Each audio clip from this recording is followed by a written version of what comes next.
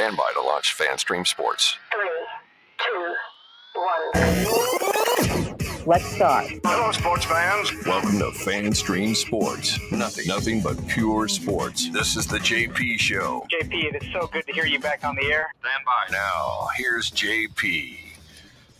All right, a hearty good morning to all of you, coming to you live from our Orlando studio, and Nick Geddes back in our RHS TV studios in beautiful St. Petersburg. Hope you guys had a great long weekend. I certainly did. Refreshed, ready to go, ready to rock on one of these hot summer days. Spent part of my weekend in Tampa, part in Orlando. Say good morning to you, Nick Geddes. How are you?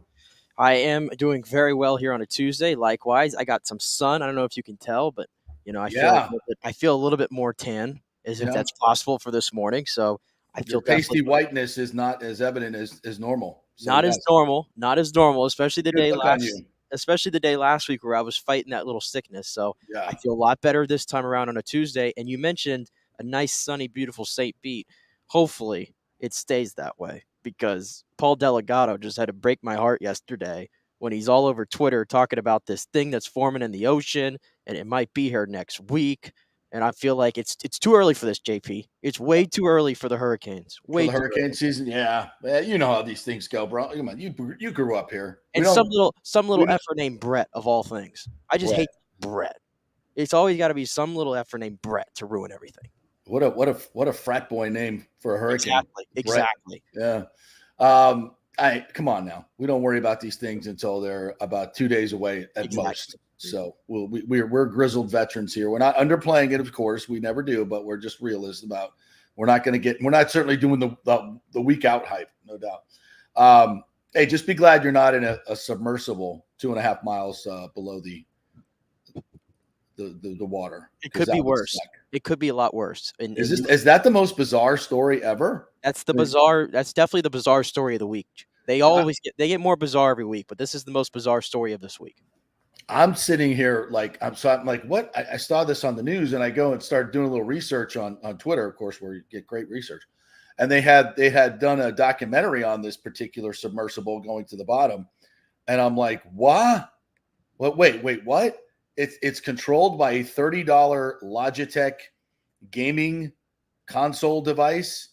It's sealed from the outside by 17. That alone, I'm out. Like I can't get out of this thing like at any point unless somebody has a large wrench on the outside to like. I mean, I'm sealed inside this steel drum going down, and there's billionaires that do this. You have to pay $250,000 to get in this steel drum to go to the bottom and see the Titanic through a window, which, by the way, I can see on a video screen. If you want to go down there, I don't need to go 12,000 meters down and risk my life to do it. No, I don't need to. This is the hubris of rich people, though. They figure, I can pay. It's fine. And there was a guy on this documentary who was reading through the disclaimers that you have to sign before you get in there. And he's like, death is written like 3 times on page 1. Possible death. I'm out. I'm like, I got to pay $250,000 to do this. And can we say like the rescue efforts? Of course, we hope everybody's fine. That's probably not the case. But I mean, just because it's people with lots of money, we got to devote tons and tons of resources to this when we don't. Well, whatever. Crazy stuff. Glad I'm not in that. I had a much better weekend than that. I just say stay away from anything that has to do with where a disaster occurred. Just stay away. Mm-hmm. Don't go near it. Yeah, that's bad juju right there. You're playing with fate. You're playing with fate. It's just like when the Insidious, by the way, perfect timing. We had Paul Wilson on Friday, right? Right. And he was telling us about the Insidious movie coming out. Yeah. And what do? They blasted that thing all weekend on TV. It's already got its commercial out, and I've already got the remote ready to go. The second I hear it now, I've picked up on it. I'm changing the station. I did that. So I saw exactly probably 2 seconds total of the preview for Insidious. But that's my point, though. When you put something bad in front of your face, you go away. You run away. Don't go near it. Same thing here with the Titanic. Yeah. What are we doing here? I think we've seen all the pictures we need to see. Exactly. They did a movie. It was great. Go watch it. I don't need to, Anyway. All right, so let's dig in here. We're going to get to a bunch of different topics here today. We got lots of fun to get to. Obviously, the Rays and Orioles start a huge 2-game set tonight at the Slop. We'll talk about that. Bucks camp wrapped up last week. Still a lot of leftover stuff to chat about that as we head towards training camp. We'll get into that. We'll also revisit one of my favorite topics. Why the hell did we ever trade Blake Snell, especially for the slapdick prospects that we got back? We'll get into that. The U.S. Open. Oh, my God. I can't wait to talk about this. The U.S. Corporate Open. My God, how bad was that? That felt like the Twin Cities Jamie Farr Classic. Or what was now that was back in Toledo. The Toledo Jamie Farr Classic. Did that have a feel of a U.S. Open to you? No. The Canadian Open felt like the Waste Management compared to the U.S. Open the week after. Yeah, it was. And then I was wondering about it, so I started reading up on it. They limited it to 24,000 tickets per day because the membership didn't want the course to be overrun. Hey, if you don't want the course to be overrun, don't hold the U.S. Open here. All right? I mean, the other courses that have done it, there have been other private courses that have hosted the U.S. Open. We haven't had these issues. 24,000 tickets a day only, 19,000 of them going to people in the suites, and only 9,000 on the entire grounds going to actual general admission U.S. Open fans. And that's what it felt like. I mean, there were no roars. There were barely cheers. The course itself, I mean, it's interesting. It looks interesting, but it's not a U.S. Open golf course. Not even close. When guys are shooting 62s and 63s, and I know for some guy, you get it. It was more of a who gets the lucky bounce open is what it was, right? I mean, you could hit a shot within a foot of your landing area. I think this is what I don't know. I think maybe it was McIlroy on one of the finishing holes, or it might have been even Wyndham Clark when he had that whiff. The ball bounces in the fescue 6 inches from the green, and it's in this horrible situation. The whole thing just seems so tricked up. To, the par threes, the 70, the par 70, and the wide fairways, which is never something you see in a U.S. Open. It just seemed completely tricked up that they wanted to have a U.S. Open in L.A. and to serve all whatever their elitist needs are there. And it just, I don't know. It sucked to me. The whole thing sucked. And you get a winner, which, okay, it's a great story. He's a great story.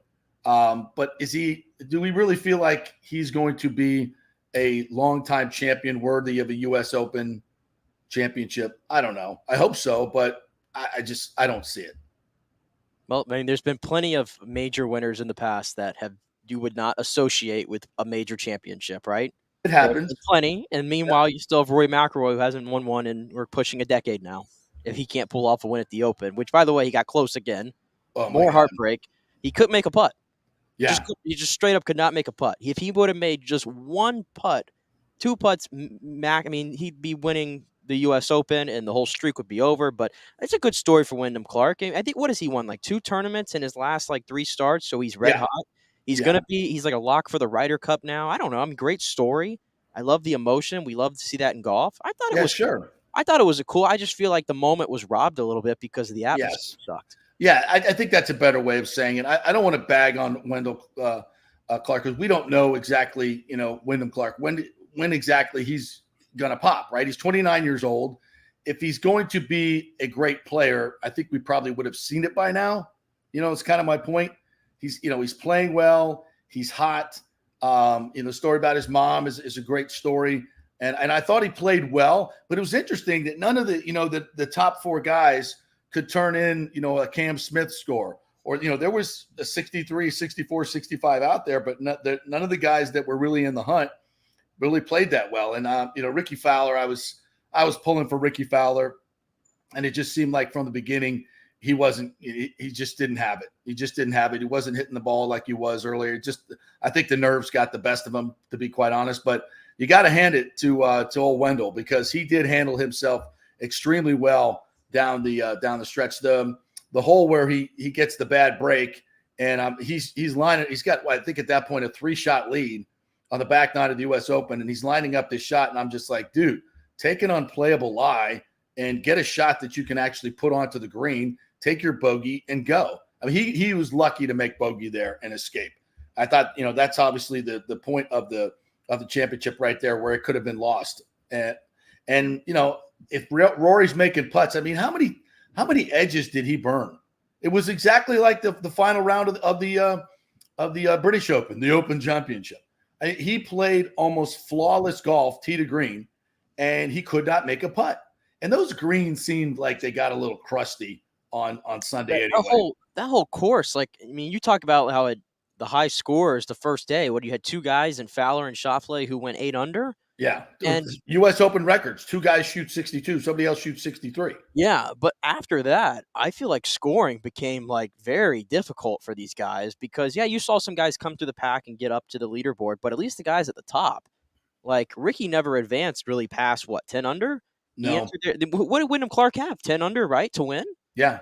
He was 10 under. So, like, there was only a 2-shot, like I guess, upswing from the top score day one. So I feel like the course kind of flattened out a little bit from a scoring perspective. Ricky, by the way, you mentioned, I feel like everybody was rooting for Ricky to win going into Sunday because we love those stories where he's battled back and got himself as a great player again. But we know it's really unfortunate for Ricky is he missed that putt at the end there. And I know everybody wasn't worrying about his putt because we just wanted to see Wyndham.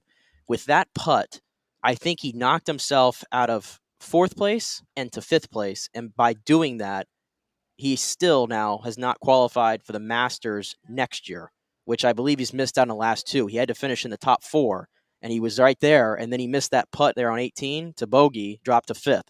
So all this, brutal. He didn't win. He didn't qualify for the Masters. It's got to feel like a huge missed opportunity for Ricky Fowler, unfortunately, there. Yeah. Yeah. But for Clark, he shot 64, 67, 69, and 70, and becomes the 5th consecutive champion to make the U.S. Open his first major title. And we haven't had a longer streak than that going back 50 years. So, the U.S. Open is it seems lately, like, I don't know if we're identifying, at least this one. I don't want to dump on Clark, but again, at 29 years old, you're winning your first major. Nobody really challenged him. I thought, they were playing well. Rory was playing well, but not making any putts. There was it just seemed to be no juice. The same thing with Scheffler. Like, Scheffler, yeah. I saw the most insane thing. Like, Scheffler has played like 16 golf tournaments this year, and I think his average finish is like 5.3 or something. It's like absolutely insane. Like, he's like at the top of the leaderboard, like every single tournament. But even in this one, I just never felt like he was going to challenge. Like, he was just going to sit right there in that like 3rd, 4th spot, and because he just could not putt. Yeah. Like, we talked so much about if he figured out his putting, he'd be winning way more tournaments this season. But right now, he's fighting it right now with that putter. I think a lot of guys were at this major championship. But to me, it's not good for the game of golf when you have players speaking out about the lack of atmosphere. They don't like the course. They're calling out the USGA. Like, it turned into like that. Like, Koepka said it. Fitzpatrick said it. Like, major players speaking out against this course. So I think they're coming back here in like 2039 or something. God, I want to say is the next too early. Too early as far as I'm concerned for the corporate open. Yeah, I mean, there was nothing about that just seemed quirky. It seemed like a really quirky course, not a championship level course. Nope. There's too many great courses out there that can, it's kind of like the whole Chambers Bay thing. The USGA just has made some very, very, I don't know, odd decisions on the way they're. Yeah, but I trying to do silly stuff that just doesn't work out sometimes. Stick with some of the greats that we know and we can compare to histories of the past. And this one just, they tried to make it into the Hollywood Open with all the the stars and the Hollywood glitz and glamour. And I thought it fell flat. For a golf aficionado like myself, it wasn't. I feel like I invested way too much of my week in this thing. I didn't know that when we were merging with Live Golf that we were going to get Live Golf type atmospheres at every event. Like, that's what I'm concerned now. Is this the expectation? Is this what we're doing? Maybe there was a not. Obviously, the USGA different from the PGA Tour, so I don't know. Maybe that's just the way things went in that particular week. But it did seem very Live Golfish. Very, very well said. No doubt about it. All right, let's get into the Rays. They get back from San Diego after losing 3 or 4 of 7 on the road trip. Not terrible, not great. Against 2 teams that are, obviously below 500. The Padres are a very talented team. The A's were awful until we gave them a couple of wins. You'd want to do better, but heck, at this point of the season, you'll take it. and you'll get home tonight. Now they got Glass now on the mound going up against the Orioles. I'll just say this about San Diego. Saturday's game, watching Blake Snell mow down the Rays with 12 strikeouts in 6 innings, gave up just 2 hits. He was, quintessential Blake Snell. And looking at his numbers since the trade, they're not spectacular, and there have been some injuries, obviously. But I think that Blake Snell would have certainly thrived had he stayed with the Rays, because obviously that's what pitchers do. I mean, his numbers have not been terrible since he left. 128 innings pitched in both of the last 21 and 22. ERAs that are very respectable. Let me get to these numbers.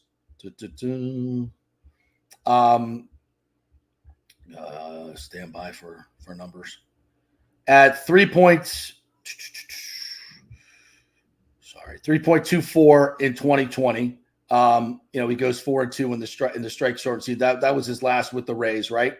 Then he goes 4.20 with San Diego, which was considered a really bad year for him, and 7-6, 8-10 last year with a 3.38 ERA. Okay. And that has a lot to do with the fact that San Diego just, they don't do it like the Rays do. It's simple as that. And then this year he's at 3.48, not a terrible ERA at 3-6. And I think all of those numbers would be better if he had stayed with the Rays. And you look at his salary at $11 million, $13 million those 2 years. I think it's $16 million this year, not far off what we're paying Zach Eflin. And you just go back to that 2020 staff with Morton and Snell and kind of think of 2021 or maybe even beyond and what this team would have been like had they kept him. And I don't know. And obviously the trade was a freaking disaster to get a backup catcher in Mejia and just about nothing else for a Cy Young winner. That's a disaster. Look, the Rays have been tremendous in their front office work, obviously winning the way they're winning this year, but you can't excuse some of the things that have happened. And that was something that was made, a decision made clearly to put more money in Stu Sternberg's pocket. Let's just be honest about it. Same thing with Charlie Morton. And anyone who can sit here and defend those two moves is just not being honest about baseball and about the ownership here. And we sit here with 50 wins, 51 wins, whatever it is they're at right now. They're at the best record in baseball. They've been fantastic. All of that, it's great. But you have to look at and say, we still have not won a World Series. With some of these great teams that we've had, we still have not won the World Series. And I think moves like that are one of the biggest reasons why. So, go ahead, finish your point. I don't want to cut you off or anything. I just say, look, the Rays have done an amazing job with what they choose to spend, right? Again, it's not, these are self-imposed salary restraints. And I just believe had they acted more like a major league team and spent the money that they've made in this market, which is considerable, I think we could have had a World Series by now, especially in the last 3 years. Well, I mean, listen, I think I've said it before. I don't understand why they traded Blake Snell. I didn't think there was a need to, whatever. Like, I've been down that road before. I know that it was obvious to start up the discussion because of what he did on Saturday night. And he was fantastic. But Blake Snell, I mean, you mentioned the numbers. Just focus on the last 5 starts. He's just in the middle. He's actually been the best pitcher in baseball over the past month or so. You mentioned the ERA. That ERA was up towards 5. It might have been over 5 before he's been on this stretch here of 5 starts where he has a 0.6 ERA, 27.6% K to walk rate percentage. The fastball velocity has been up for him as he's gotten further along in the season. I think he became the 3rd pitcher in MLB history to go back-to-back starts of striking out all 9 guys in the lineup, joining Pedro Martinez and Randy Johnson. I've heard of them before. So, I think the Rays just ran into, right now, like I just said, the hottest pitcher in baseball. And was there some extra motivation there for Blake Snell? Of course there was. Of course there was going to be. It was his revenge game. And I think in his mind, he wanted to go out there and prove that, I can show y'all that I'm still, I'm still that guy. And y'all traded me for, the slapdicks, right? But so it was. But here's the thing I will say about the return for the Rays, just looking at it from a different angle, because I think we've both established no matter what Mejia or if Patino, they're never going to reach the level of a Blake Snell. Combined, separate, I think we can honestly say that after 3 years so far, right? Not trying to dump on those guys. They just are what they are. I almost feel like the best return out of that deal right now is in the minors. And you haven't seen him yet. And you might see him in a couple years. So you almost have to be patient to see the best part of this return. I'm just putting it out there. His name is Blake Hunt, if you recall. He was also in that deal. And he's a catcher, so he plays a position that's obviously a premium, and we know how hard it is to find hitting catchers, right? Power hitting catchers, especially in this franchise. And this year down in the farm, he's got 10 home runs and 155 at-bats in 21 extra base hits and hitting .271, and he's graded as a plus defensively. So that might end up being your best bet if you're looking for something in the future. And where is he? AA? He's in He's in AA right now, but given those numbers, I'd have to assume he's going to get to AAA at some point this season. So maybe he's one of those long shots to make the roster at some point next year. So I almost feel like that might be your best bet, your best return from Blake Snell. But does that still make up for it? Probably not. For a Cy Young Award winner from the left side? No, not even close. Not even close. A guy that 4 years after trade is in AA. And he's having a nice stretch in AA. Forgive me if I don't, start farting confetti on this one. I just gotta bring it to you from all. You sound like one of those Rays fans on Twitter. Hey, go look, not trade Blake Snell. Look at this guy splits at AA for the biscuits. What? Let me know when he at least gets to AAA. Hey, listen. Actually, I take it back. He's in Durham. Okay. I think he might be in Durham right now, actually. I see right here he's had 6 games in Durham this season. And do you want to hear the numbers in those 6 games? Sure. 4 home runs, 10 RBIs, hitting .391 with a 1,300 OPS. Wow. Okay, I stand corrected. It's 6 games at Durham. Let's put him in the Hall of Fame. Yeah. Actually, let's get him up here before some of these. So one of these catchers can hit. Instead of Mejia, for God's sakes, we got the wrong catcher. Look, it's just I think that for far too long we've just given the Rays a pass on this one, and it just for whatever we got it shoved up our ass on Saturday. Wait a second. I just buried the lead, by the way. Just real quick on this Blake Hunt because I'm doing more research. Shame on me for not. I don't pay attention to the AAA Durham Bulls that often, right? It's not really my job at the moment. This guy hit 3 home runs yesterday. 3 home runs yesterday. He had 3 home runs. He had 3 home runs and 6 RBIs. The 2 days after the guy he's traded for. Okay. Okay. Good for him. There you go. Maybe we'll see Blake Hunt at the end of the season then. 3 home runs. All right. That's I'm sure that's after all we've seen for the past 3-4 years, he's getting hot at the right time.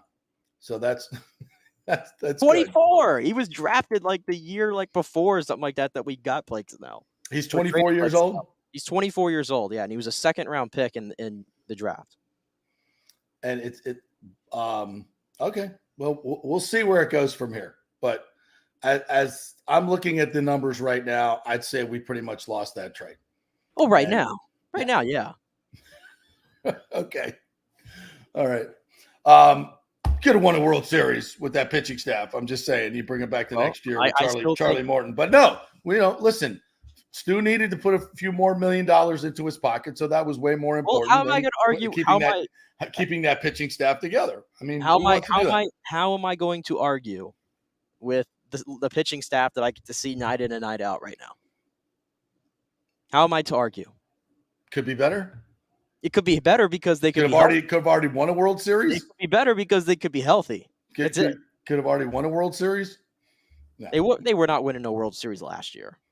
2021, we could have a discussion. 2022, I'm afraid not. You don't know that. If you had a pitching staff like that, that's untouchable. You don't know that. One run in 20 innings. I rest my case. I rest my case, Your Honor. There was nothing you were doing to that 2022 team to win a World Series. Yeah, well, that's true. All right, this team, on the other hand, stay tuned. Yes, absolutely stay tuned. And it could still have Blake Snell. Yeah, now we got a 2-game series with the Orioles, which is kind of weird. Glass now pitches tonight. they're what, 5 games back, 4 or 5 games back. Yeah, I believe you're 5 back. The remarkable thing about this is the Rays went 3-4 on this road trip, and they didn't lose any ground at all. I think they stayed exactly even in the AL East with their lead on the Orioles.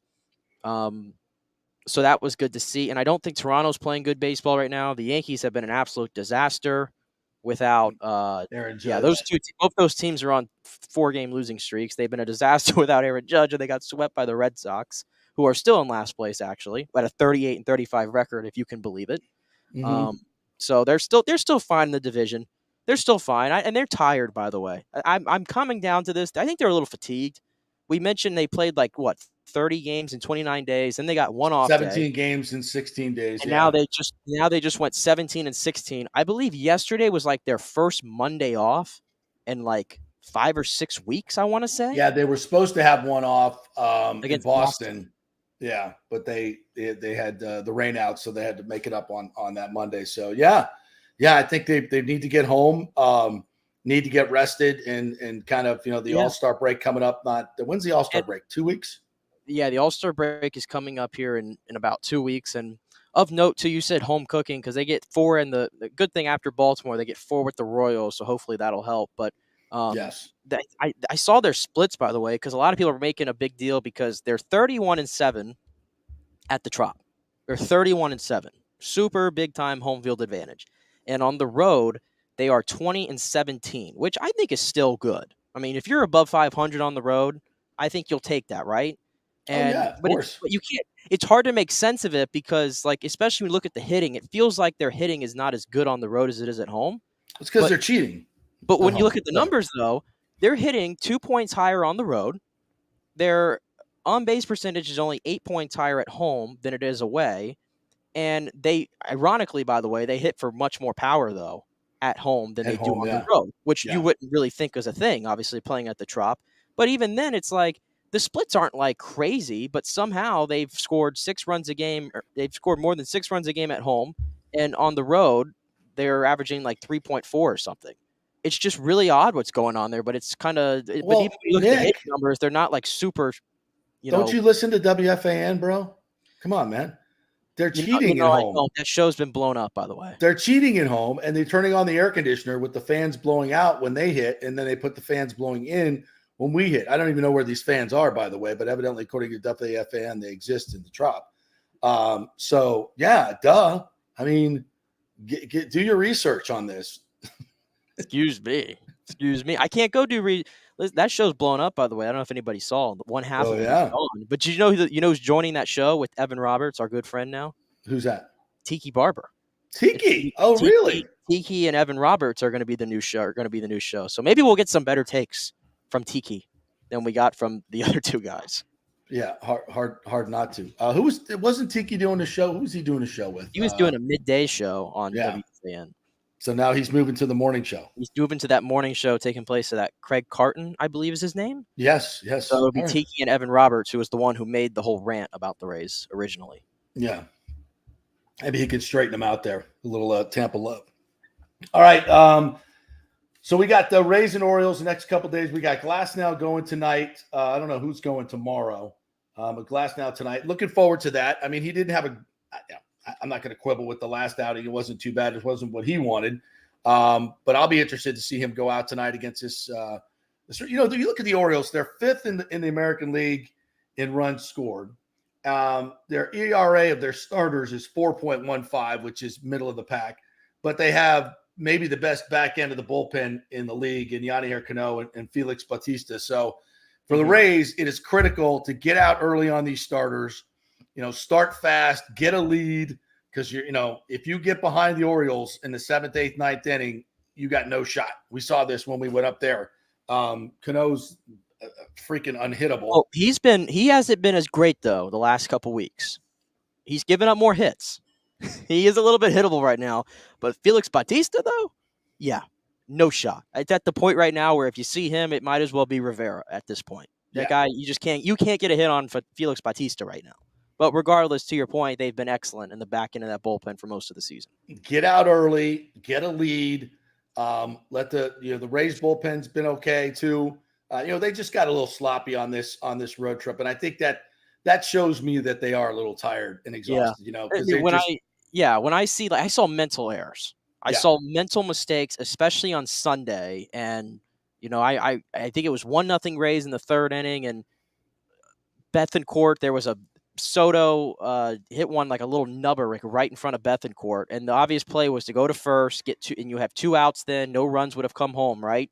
And then you still have a chance to get Machado out and get out of the inning unscathed. He decides to try to throw to second base to get Tatis out, who's like the fastest player on the field, and he wasn't going to get him out even if he threw a perfect ball. But it wasn't a greatest throw. But even then, you expect Wander to catch it at second base. Goes off his glove, and then Wander, I don't know what happened there. He just threw one completely like lackadaisical in, and it got behind Bethancourt. And before you know it, they scored 2 runs, and then they get they had no outs then, and then they get the sacrifice fly. 3 runs, just like that, a 3-run swing. And at that point, you've lost the game because the bats just were kind of quiet in this series. And even like the game before that, the Padres scored all their runs on bunts. Did you see that on Saturday by chance? Yeah. I have not seen that ever, especially in the modern MLB. A team lay down 3 bunts in a row. Bro, the most frustrating thing if you're the Rays to watch, but I got to admit, I kind of liked it, though. I kind of like seeing teams manufacture runs like that. I just hate that it came at the Rays' expense like that. Hey, one more thing on Blake Snell, because I just remembered this, had this written down. He's making $16 million this year, okay? Mm-hmm.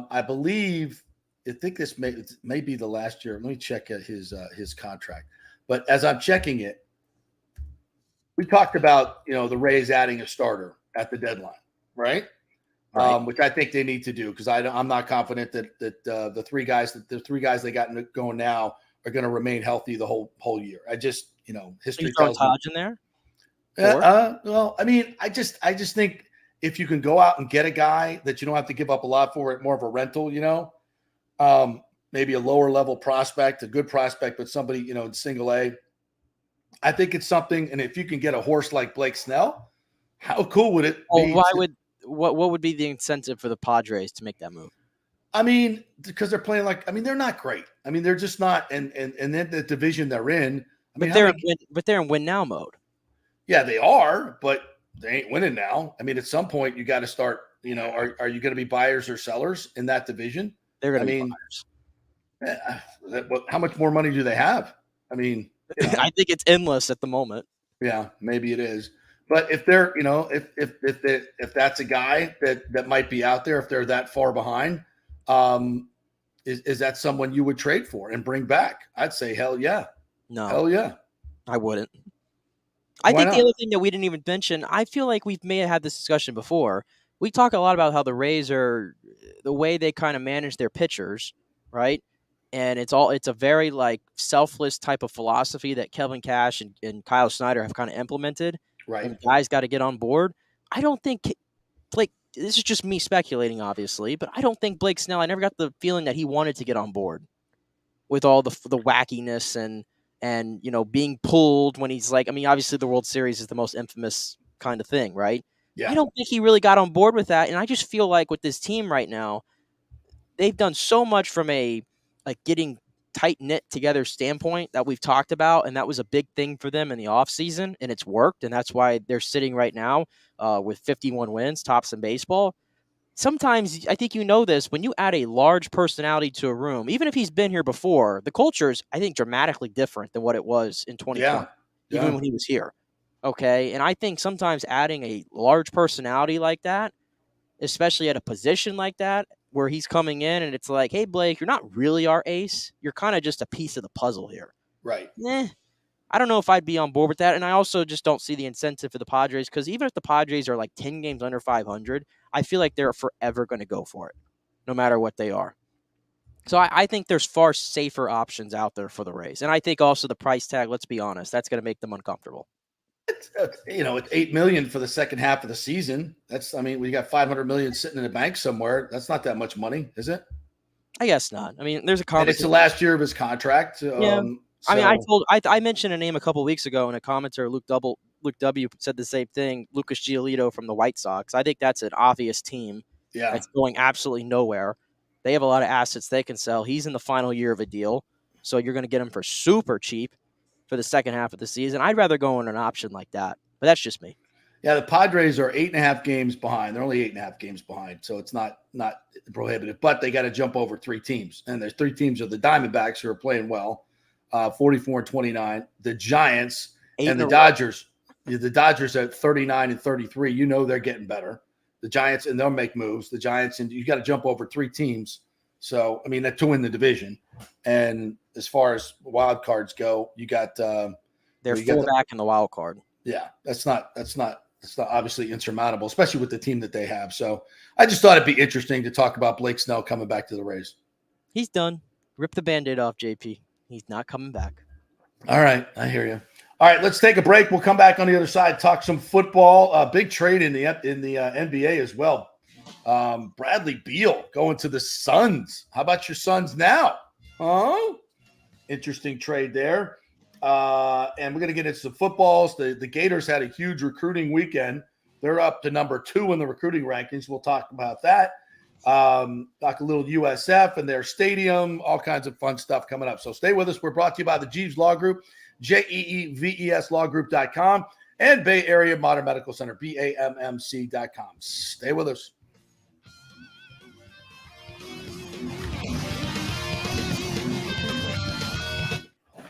Guys, are you experiencing those feelings of getting older, lower sex drive, fatigue, hot flashes, moodiness, or you just don't feel like you had the vitality you once had?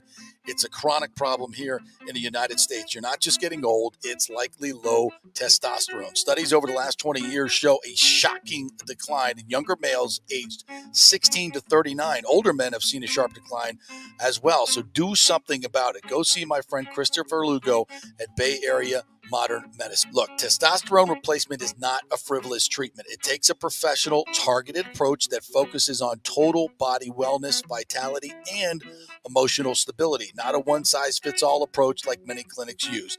They will monitor your blood work and adjust your treatment as needed for optimal results. Folks, I've been on testosterone therapy for over 6 years, and it is a life changer. You will feel and look better than you did 10 years ago. Give them a call at 844-977-3477 or go to BAMMC.com. Tell them JP sent you for priority scheduling. That's 844-977-3477 or BAMMC.com. JP here for the Jeeves Law Group. Have you been injured in an accident, in an auto accident, truck accident, motorcycle accident, at work, or at a place of business? Well, call the Jeeves Law Group and get the personal attention that you deserve. I made the mistake many, many years ago with going with one of the bigger law firms, the national law firms. And let me tell you, getting a call back from those folks was next to impossible. Weeks and weeks would go by. Never get a call back. That doesn't happen with the Jeeves Law Group. Personal attention is what they're all about. When you call the Jeeves Law Group, you will be part of the family. They will represent you in a vigorous and aggressive way against the insurance companies. These larger companies will promise bigger settlements, but it's the Jeeves Law Group that will get you the best results. If you're tired of dealing with these bigger law firms, check out the Jeeves Law Group. Go to JeevesLawGroup.com, tell them JP sent you, get a free consultation. It's the Jeeves Law Group. Scott Jeeves has been representing clients in the Tampa Bay area for over 25 years. Give them a call. It's a free call, 727-894-2929, 727-894-2929, or go to JeevesLawGroup.com. During COVID, over 1.7 million people were added to the Florida Medicaid rolls, but as of April 1st, 2023, most of these people may not be eligible for the Medicaid coverage and will lose their health plan. If you have been notified you are losing your coverage, don't freak out. It's very likely you can apply for a federal subsidy under the Affordable Care Act. Just call 877-652-0244. Our representatives will walk you through the whole process, get some basic information on your income, number of kids, and then they'll find a plan that best fits your needs. In fact, with the new laws, 90% of Americans qualify for reduced or free health care. You can select great plans like Florida Blue, that's my carrier, love them, paying $800 less after making the call. 877-652-0244. Our highly trained professionals know all the intricacies of the new laws. They will do all the work. You save tons of money. So if you're being dropped from Medicaid, fear not. Call 877-652-0244. Get real health insurance free doctor visits, free blood work, no deductibles. 877-652-0244. Hey, JP here for Extravaganza Productions Incorporated, EPI. You've probably seen their purple logo at so many events that you've gone to. They are based in Tampa. And for over 33 years, they've been creating and producing conferences, meetings, and special events, the biggest to the smallest. Solid reputation of delivering the best audio-visual, sound, lighting, entertainment, video production, and decor on time and on budget. I've worked with them with so many big events. The Warrior Games, which was an Olympic-style event all over Tampa Bay, from McDill to the Convention Center to USF. They did it flawlessly, made it look big and fantastic. I've worked with them on small events as well, large and small meetings and conferences, sporting events, fundraisers. If you got a fundraiser, you don't know the logistical way to pull it off, they'll take care of everything. Entertainment events, branding events, grand openings, so much more. The folks at Extravaganza Productions are the most professional and the best. I've worked with them many times. They are fantastic. You can contact them through extravaganzaproductions.com or call 813-621-4700. Extravaganza Productions, they are awesome. Coming back at you. Now, more with JP on FanStream Sports. It's only just begun. All right, welcome back. Our thanks to the great folks at the Jeeves Law Group. By the way, if you have had your car totaled in an accident and you did not get the settlement that you believe you should have gotten, you're probably right, because that's what insurance companies do. So give them a call. It's a free call to find out if you can collect some money on that totaled car. Just go to thejeeveslawgroup.com and you can contact them through the website. All right, let's get to some of the comments here, since our commenters have been very active in our first segment. Let me get to my favorite one here. Who was it that said, Blake with a 4.2 ERA is too fitting. Yes, the 4.20 ERA is absolutely perfect. Richie P, this is very interesting because I did want to get to some stadium talk here today. I did not see this, but small news, but very significant. The YMCA on Palm Avenue has a $600 million project in the works, and it calls for a 10-foot easement for the trolley. First of all, where did the YMCA get $600 million? How is the YMCA connected to a $600 million project? But yeah, an easement to the trolley for something like that would obviously suggest that there's a huge structure that's going in there. So I don't know exactly what that is, but there were some developments over the weekend as far as somebody else showing up to put more money into the Dan Doyle Dex Imaging bid for the Rays. And that's a hedge fund guy from Nashville. And, of course, everybody jumps to the immediate conclusion, oh, they're going to move the team to Nashville. He is going to drop $200 million into the offer, which is about 10 to 15% of the total deal that would be needed for stadium and by purchasing the team. So you're going to have to buy him with a lot more money than that to have some type of controlling interest in the club. That's my only thought on that. So it's not like he's moving, he's going to get part of this team and move it to Nashville. I think what's interesting is that clearly, Stu he said all the time, I'm not going to sell, I'm not going to sell, I'm not going to sell, team's not for sale. But, we've had two very public stories now about, and I know for a fact that he has a deal on his desk for $1.5 billion. And the team is currently, at least by Forbes, valued at $1.25 million. You'll remember the Marlins were valued about $900 million. They sold for $1.2 billion. So my guess is the Rays' actual value is closer to 1.5, and Stu's inflated value of the team's probably closer to 2.5. So, where does that fit in this whole deal? I still think that it means, for me anyway, that he wants to get a stadium deal done and then sell the team, because that's going to inflate the price of the team by having a stadium deal in place. And I still think for long-term investors, for the sale of the club, now you think about the short term, and by the way, the Rays are going to make a ton of money on the redevelopment because they won the redevelopment rights without having to give up a guarantee to the mayor that he was going to build a stadium there. So they've already won those rights, and they can still build there and make, and according to the lease, they're going to get half the redevelopment sale of that property anyway. So they're going to make money on that end. And if you're talking about the value of the team, and Bob Melandro from Whitecap Sports, who's was an advertiser and a longtime guest on this show, I've talked to him about the value of the team. We've talked about this before. A stadium deal in Tampa, he believes, would value the club at $2 billion to $2.2 billion.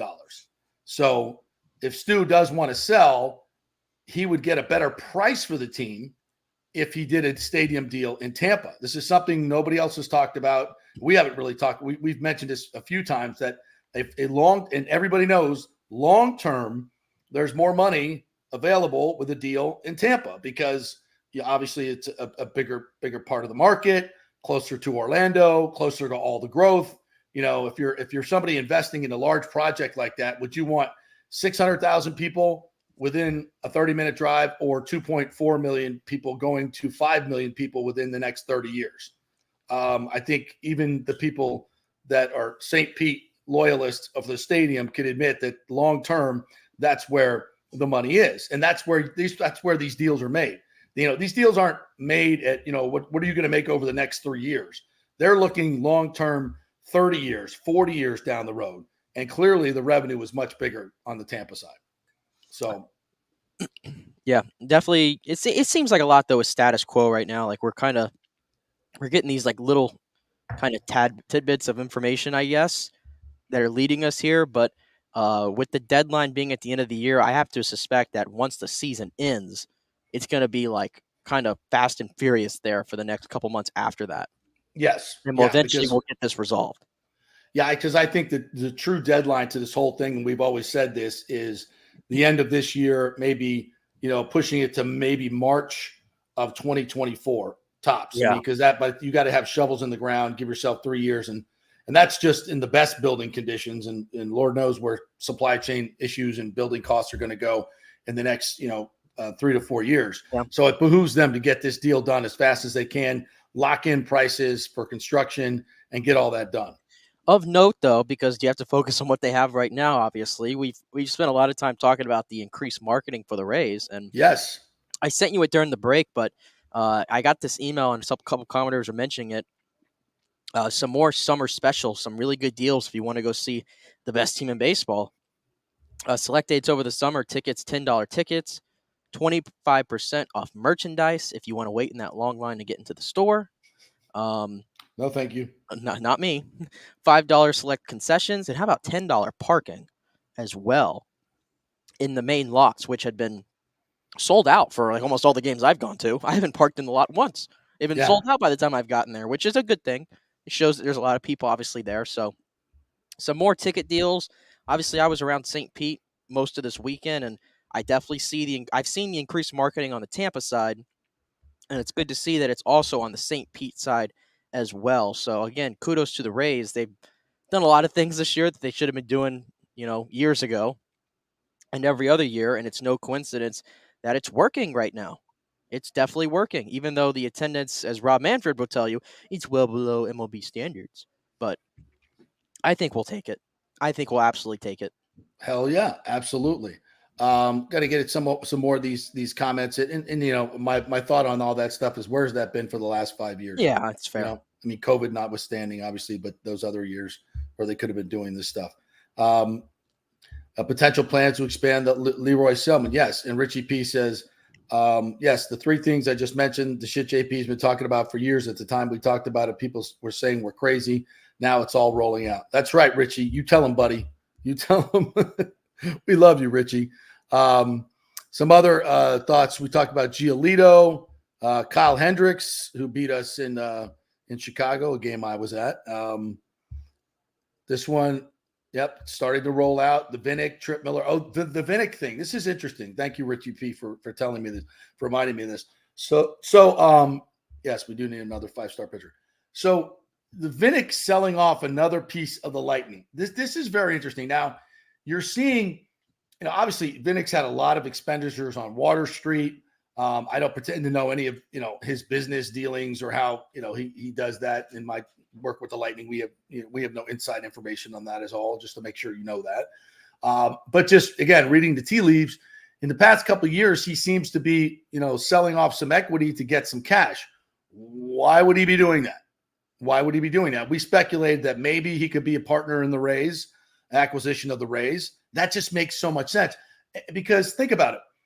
He owns so much of that Water Street, right? It's a ton of retail, and more retail coming, condos, apartments. What do those things need? People in the area. What would attract, make those places even more attractive, those condos even more valuable? A baseball stadium, right? More infrastructure, building another the Ybor Marina project, right, that we've seen, where the baseball stadium is there, more retail, more. Does Vinnick want to be part of that, controlling that? It's in the middle of his dominant footprint there, or does he want somebody else to come in and do all that development? When he has the money and he's doing all the development in Water Street, why would you want someone else to come in and compete with you? You wouldn't want that. If you can get control, and that's what these big business guys do. They don't look to lessen their market share. They look to, they want to dominate the area. He doesn't want some other player to come in and start taking over Ybor Marina and Ybor City and everything else. If you have all those other assets in that area, why wouldn't you want to control the whole thing?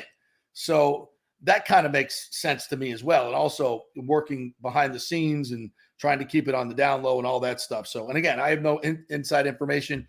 Every time I've asked about the Rays involvement or the Vinnick's involvement with the Rays, it's kind of been, he had some interest back in the day, some real interest in doing the baseball stadium, but working with the Rays was impossible. Working with Stu was impossible. Like everybody says about working with Stu, right? Everybody says the same thing.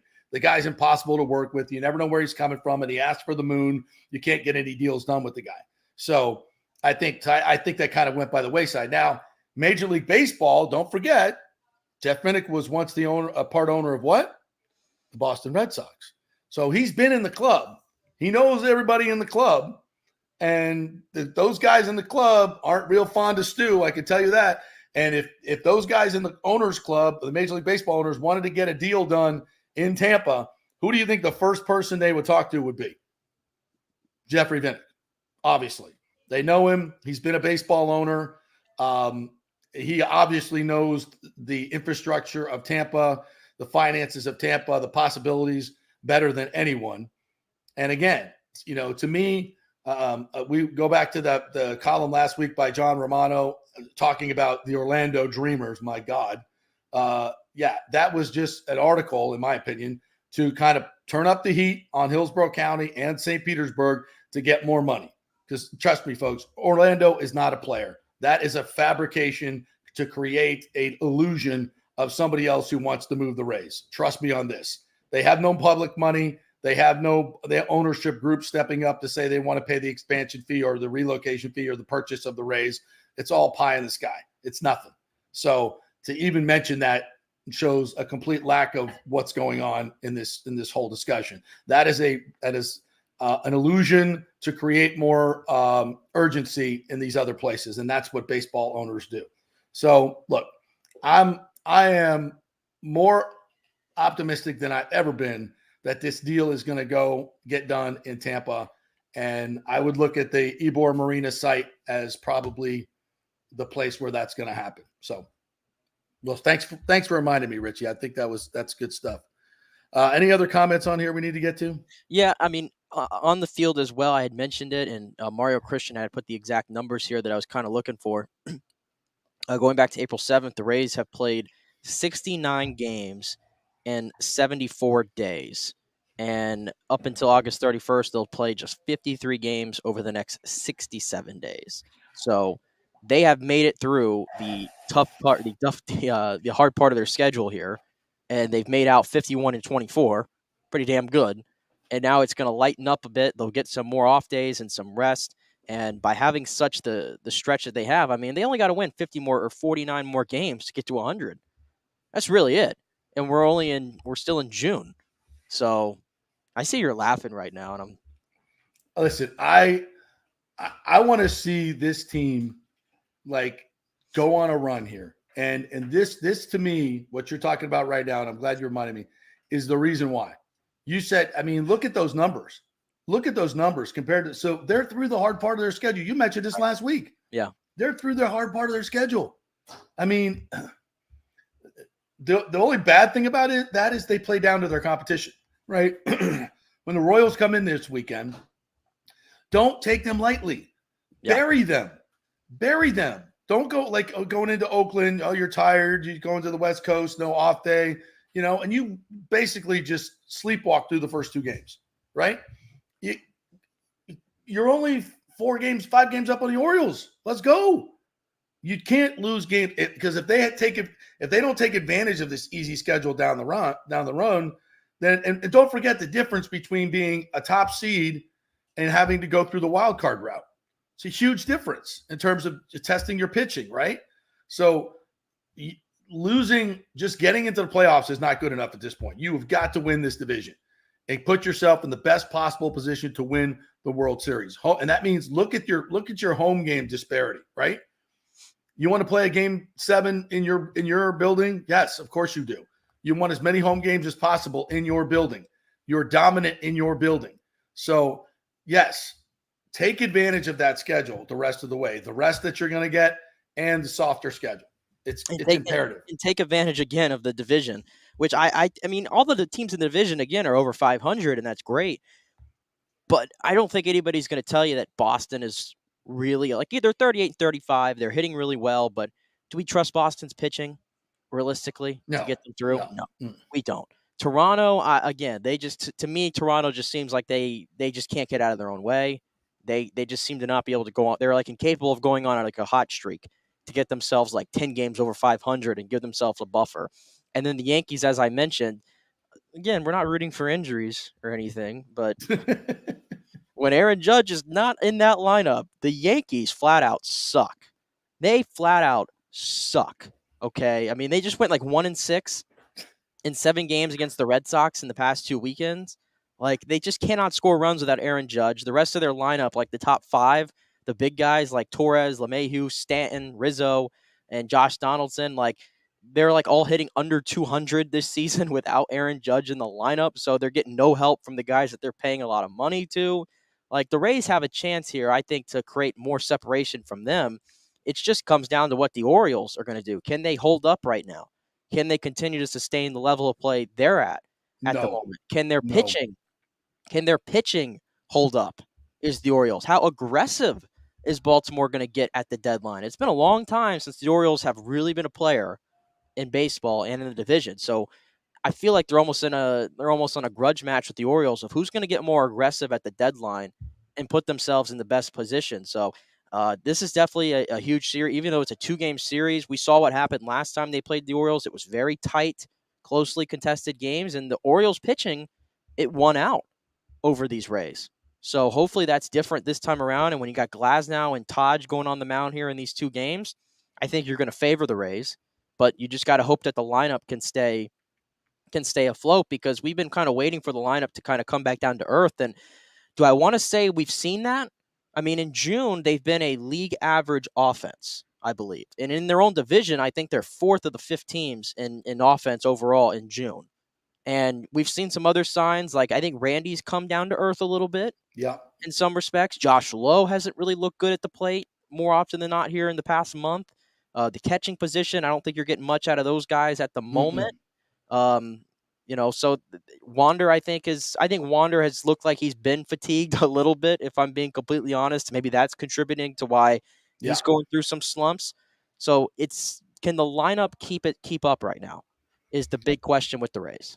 Well, I think as you mentioned, the rest is going to help them tremendously. And and we knew they would come back to earth. But the thing about it is, and we've said this many times, pitching and defense do not slump, right? Pitching and defense do not slump. That's what's going to get them through. It's what is way more predictable than the other stuff. Some other comments coming in. Richie P updating me. The YMCA partnered with an investment group, Ellison Development. They are local. I'm going to look into that, see what's going on with that. I like this one from Lonnie. Going to Tampa for an event or a game just feels like a big deal. St. Pete is like it has no idea there's something going on if it's a farmer's market or a dog park. I think St. Pete's a little bit more grown up than that, but I get what you're feeling. Thomas, my friend, I think Stu has the rights to Al Lang waterfront. It's also eligible for some of billions from Biden's Inflation Act for coastal and equity funds. Please. Mentioned by Brian Auld several times. Look, there's no way they're building a stadium down at Al Lang waterfront. No way. It's just from an infrastructure standpoint, it would be next to impossible to get people in and out of that place with all the downtown. It's not feasible. I don't see it ever happening again. It's the wrong side of the bay. You're surrounded by water, and people, this whole thing about Hillsborough doesn't have any money is just the stupidest misinformation. God, we've debunked this so many freaking times. It's not just about bedhead tax. It's everybody's, they got more bed taxes. Yeah, I get it. Everybody understands it. First of all, Hillsborough County bed tax has doubled and tripled over the last couple of years. So it's going through the roof. They're going to be looking for places to do that money. Everybody, you're all just locked into the now. Okay. As I mentioned, Hillsborough bed tax is going through the roof. The city of Tampa has some discretionary funds that they could put towards this as well. I've been told by a member of the city commission there, up to $300 million. But it has to be a deal that's partnered with the city, not something that Stu just says, come in and give me a blank check. That's what he's been asking for from Hillsborough County. He's a blank check. And Hillsborough County and Tampa said, no, work with us on a larger development, and everybody can make money. And Stu has been very hesitant to do that because he wants to control everything. So now the negotiations are starting to move forward into more of that partnership. And as Ken Hagan said on this show multiple times, it's not just what Hillsborough County can put in, what the city can put in, but what a developer can put in. And that's where all these, the Battery in Atlanta, what Jeff Vinnick has done at Water Street, it's the development where the money is going to be made. Okay. So if you can partner with the Rays in putting a stadium in there, which is kind of the anchor, then all the other ancillary things that go around that, condo buildings. I mean, at 4, 5, 6, 7, 8, 9, $10 million a unit, it starts to add up around the baseball park. You saw that at Petco. Petco has, I think, 3 or 4 buildings that have come up in downtown San Diego, condominium buildings that were a direct result of the baseball stadium. So this is where the money comes from. It's not just from the public sector. So stop thinking of it just in terms of, Hillsborough doesn't have any money in terms of bed tax. It's dumb, it's simplistic, and it's not the way things are done anymore. It's not just about the bed tax, okay? Can we like throw that out? That's not the way it's done anymore. It's a bigger development that goes into it. So, and no, the waterfront in St. Pete is an absolute non-starter. So, all right, any other comments we need to get to? I think that'll do it for now on the Rays. Lonnie, this is something in your my lane here. Yeah.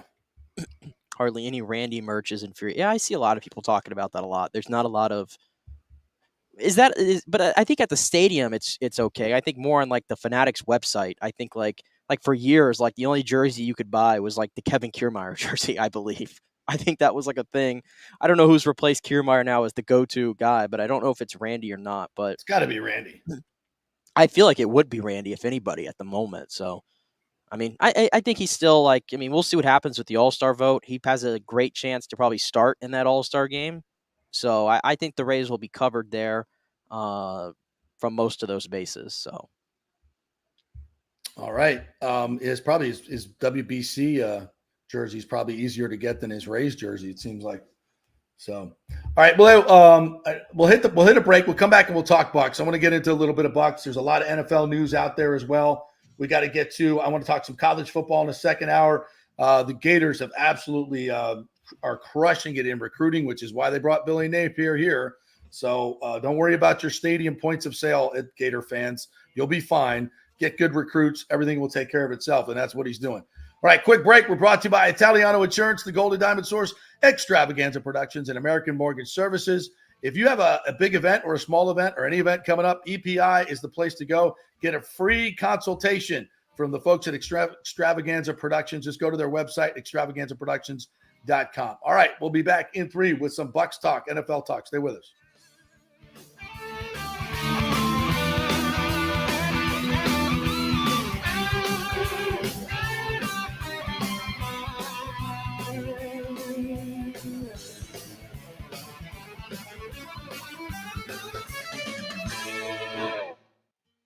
right, this is for all you guys who don't want to go to the gym and do 5,000 crunches. At Bay Area Modern Medical Center, you can get on the new True Body machine where you can reduce fat and tone up your muscle. It's like doing 54,000 crunches in just 15 minutes.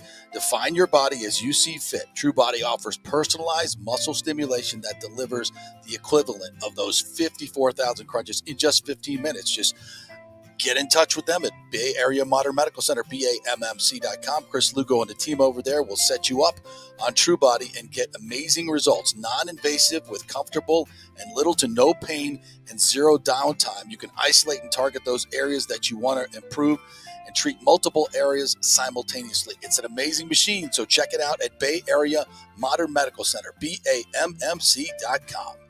Well, Fitz the mortgage guy did it again. A listener heard his ad, was going to another big bank, but called Scott Fitzgerald at American Mortgage Services of Tampa, and Fitz saved him $618 on his monthly payment. Are you kidding me? Folks, that's big money.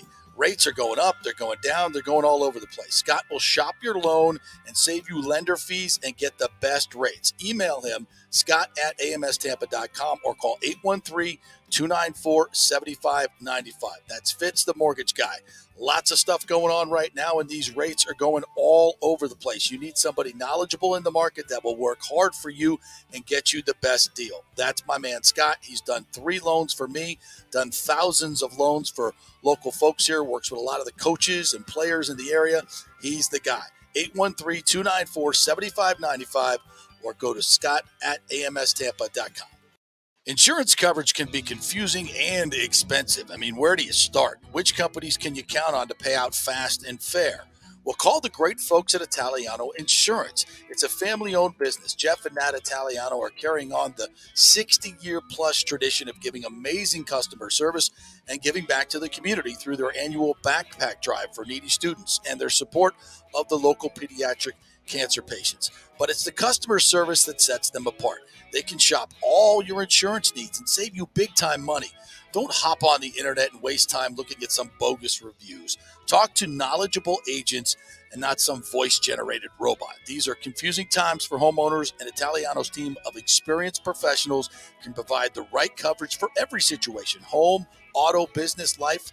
It's Italiano for all the pieces of your life. Call 813-877-7799 or go to italianoinsurance.com.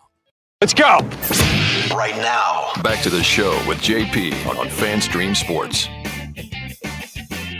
All right, welcome back to the JP Peterson Show. We thank you guys so much for joining us. We've had a great run over the past few months. We're getting many more views on YouTube, on RHS TV, lots of views there. So we appreciate all you guys checking in on the show. And as we steamroll into football season, we're getting very, very excited about that. I was just reading this article from CBS Sports Online, and I'm not sure if you're on Three People or on the Gator recruiting bonanza that's been going on, but they just went over the weekend from like the 20th best recruiting to top 2 or 3, depending on who you're looking at. And they're getting big offensive linemen, big defensive linemen, running backs, tight ends. Billy Napier has just absolutely crushed it in the last week. They got 6 prospects committed to Florida in a 3-day span. It took less than 72 hours for Florida's class to rocket up 15 spots to number 5 in the 247 Sports National Recruiting Rankings, leapfrogging Clemson, Oregon, Penn State, and LSU. Got a couple of offensive linemen: Mike Williams, former South Carolina commit; Noel Portugan. He's a German recruit. Is a 4-star recruit. They got Simmons, another guy to flip from Georgia, defensive lineman, 4-star Nasir Johnson, 6'5", 300-pounder from Dublin, Georgia, who had offers from Florida State and South Carolina. 4-star linebacker Aaron Childs went from Michigan to a Gator commit. So in the past probably week, the Gators have just started cleaning up in recruiting, and this is why Billy Napier was brought to Gainesville, Nick. I mean, I know a lot of Gator fans were not pleased with last year. They see Anthony Richardson going 4th overall and 7 Gators drafted and only 1 Seminole drafted. And, Florida State's beating Florida and everything. I mean, this is the weekend that they've kind of been waiting for, and the patience. I'm going to say patience. He's only been there a year and a half, 2 years. Billy Napier. This is his second real recruiting class. Patience is paying off. Yeah, and I think that's the big thing that I think Florida fans need to have right now is patience, because I truly don't know how much of an improvement we're going to see out of Florida this year. I think we're going to see some. I think it's logically like you should in your second year.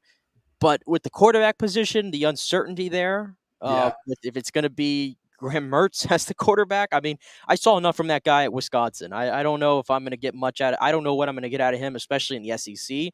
So maybe this year might not be Florida's.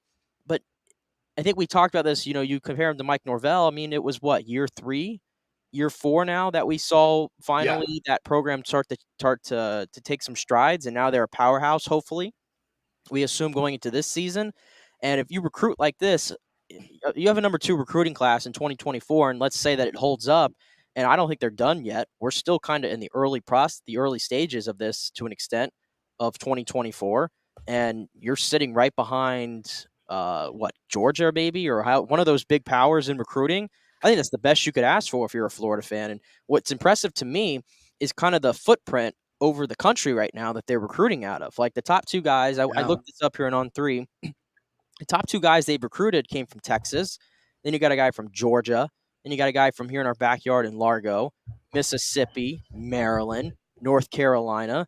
Like, they're kind of all over the map right here with their top recruits. And they also have 6 guys in the top 60 when it comes to ranking. So the guys they're getting are blue chip prospects, no doubt about it, as well. So I've been impressed with the versatility of the prospect they're getting, the footprint they're building over here in the South right now. It's not just getting guys from the state of Florida or in their little map right there around Gainesville territory. They're venturing out. So that tells me that Billy Napier and his staff have a pretty good eye right now for talent, and talent has a good eye for them.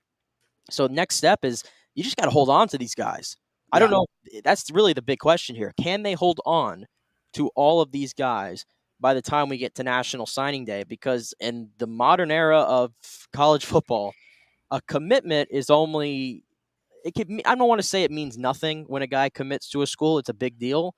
But we know that until they're signed, they are not signed. And we've seen too many instances, Travis Hunter being the big one, that it doesn't matter how far how much you commit and how many great things you say about a program. You could switch one day if you're just feeling something different. So that's going to be the big thing. And also, as Jeremy chimed in here, and we mentioned it last week, their 2024 schedule is pretty brutal. Yes. So even though I think that'd be a logical year to see this Florida team kind of take on what Billy Napier wants, it's going to be very tough with the schedule going forward, especially with Texas and Oklahoma going to the SEC, and you're going to have to start playing those guys as well, and less of some of the bottom feeders. And they're out of conference, which I give them respect for this. They're going to play UCF, Miami, and Florida State next season, and they're out of conference. They're not scheduling, Fordham and Georgia State or Georgia Southern, some of these other teams or McNeese State and Charlotte like they have this year. Yeah, they're not going to be doing that. They're going to go out there and they're going to play these top teams in the state of Florida, which I think is a great thing. I think we've advocated for this. Like, this is a great of course football. Like, how about we don't see these kind of out of conference matchups much. Play them. You want to be the undisputed king of the state of Florida, let's play all the teams and let's put your mark there. So I do like everything that Florida's doing right now, but patience on the football field is going to be key right now with, I think, the fan base. When are we going to the 12-team playoff? Is that 25 or 26? I think that's 26, I want to say. 26, yeah, because I was going to say, that schedule would be fine in those years because, there'll be teams that have 3 losses that are going to get into the 12-team playoff. So right. You can schedule a little bit more aggressively, which is good for college football, I think. Here's the thing, though, and this is the thing that everybody's arguing now, and I think it's a great debate. It's how important are these signing classes, these freshman signing classes, right? Because you talked about holding on to these guys. Not only do you have to try and hold on to them till next December, right?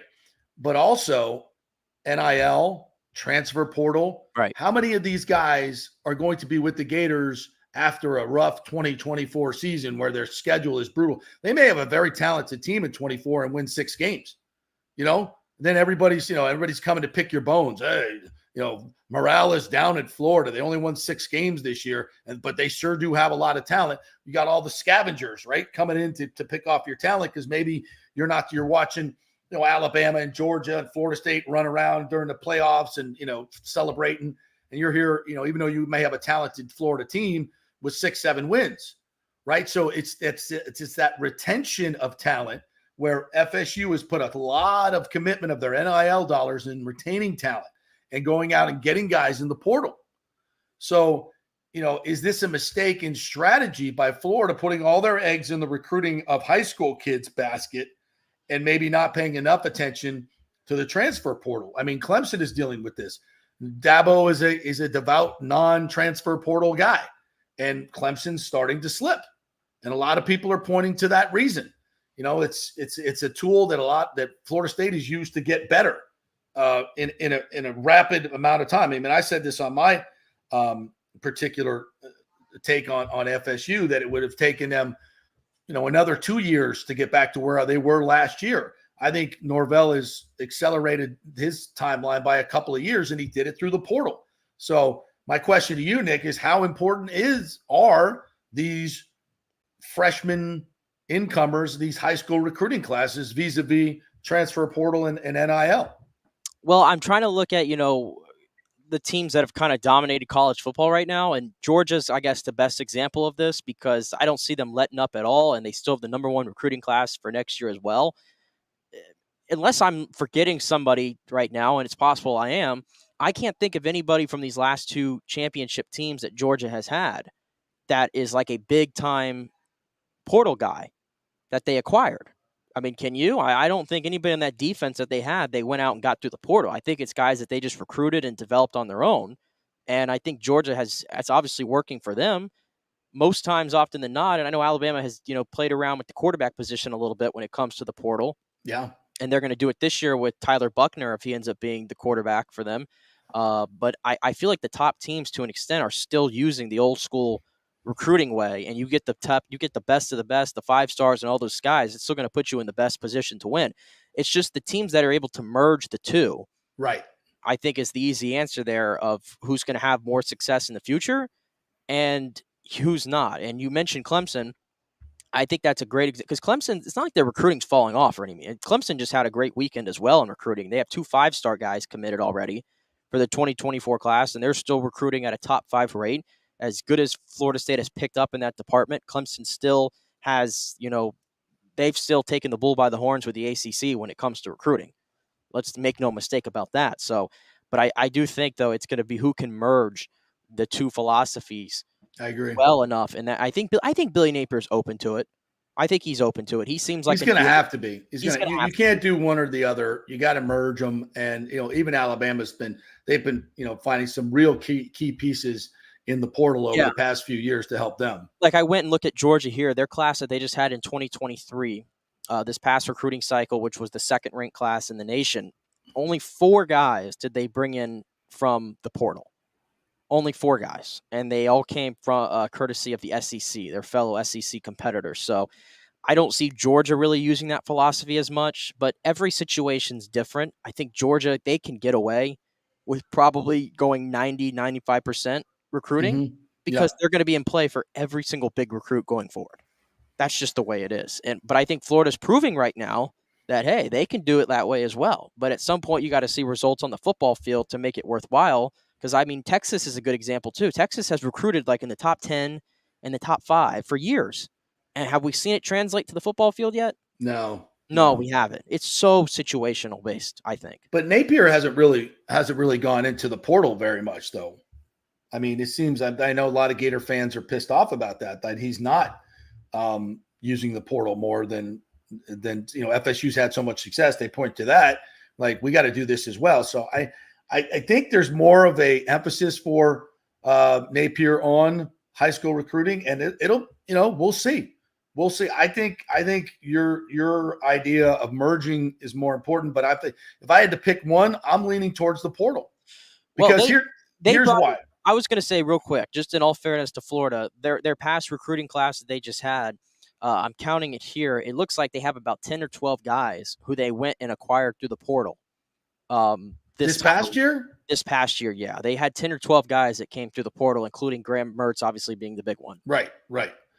Maybe I'm looking at the previous season too. Yeah, Because 13. They only had 2 in his first year. I think they only had 2 in the portal. So maybe, okay. 13's the full number. They had 21 commits and then 13 transfers came in. Okay, well then, yeah, he's obviously putting a lot more emphasis on it than he did when he first came in. So I think it's just part of it because you now have college tape on these guys.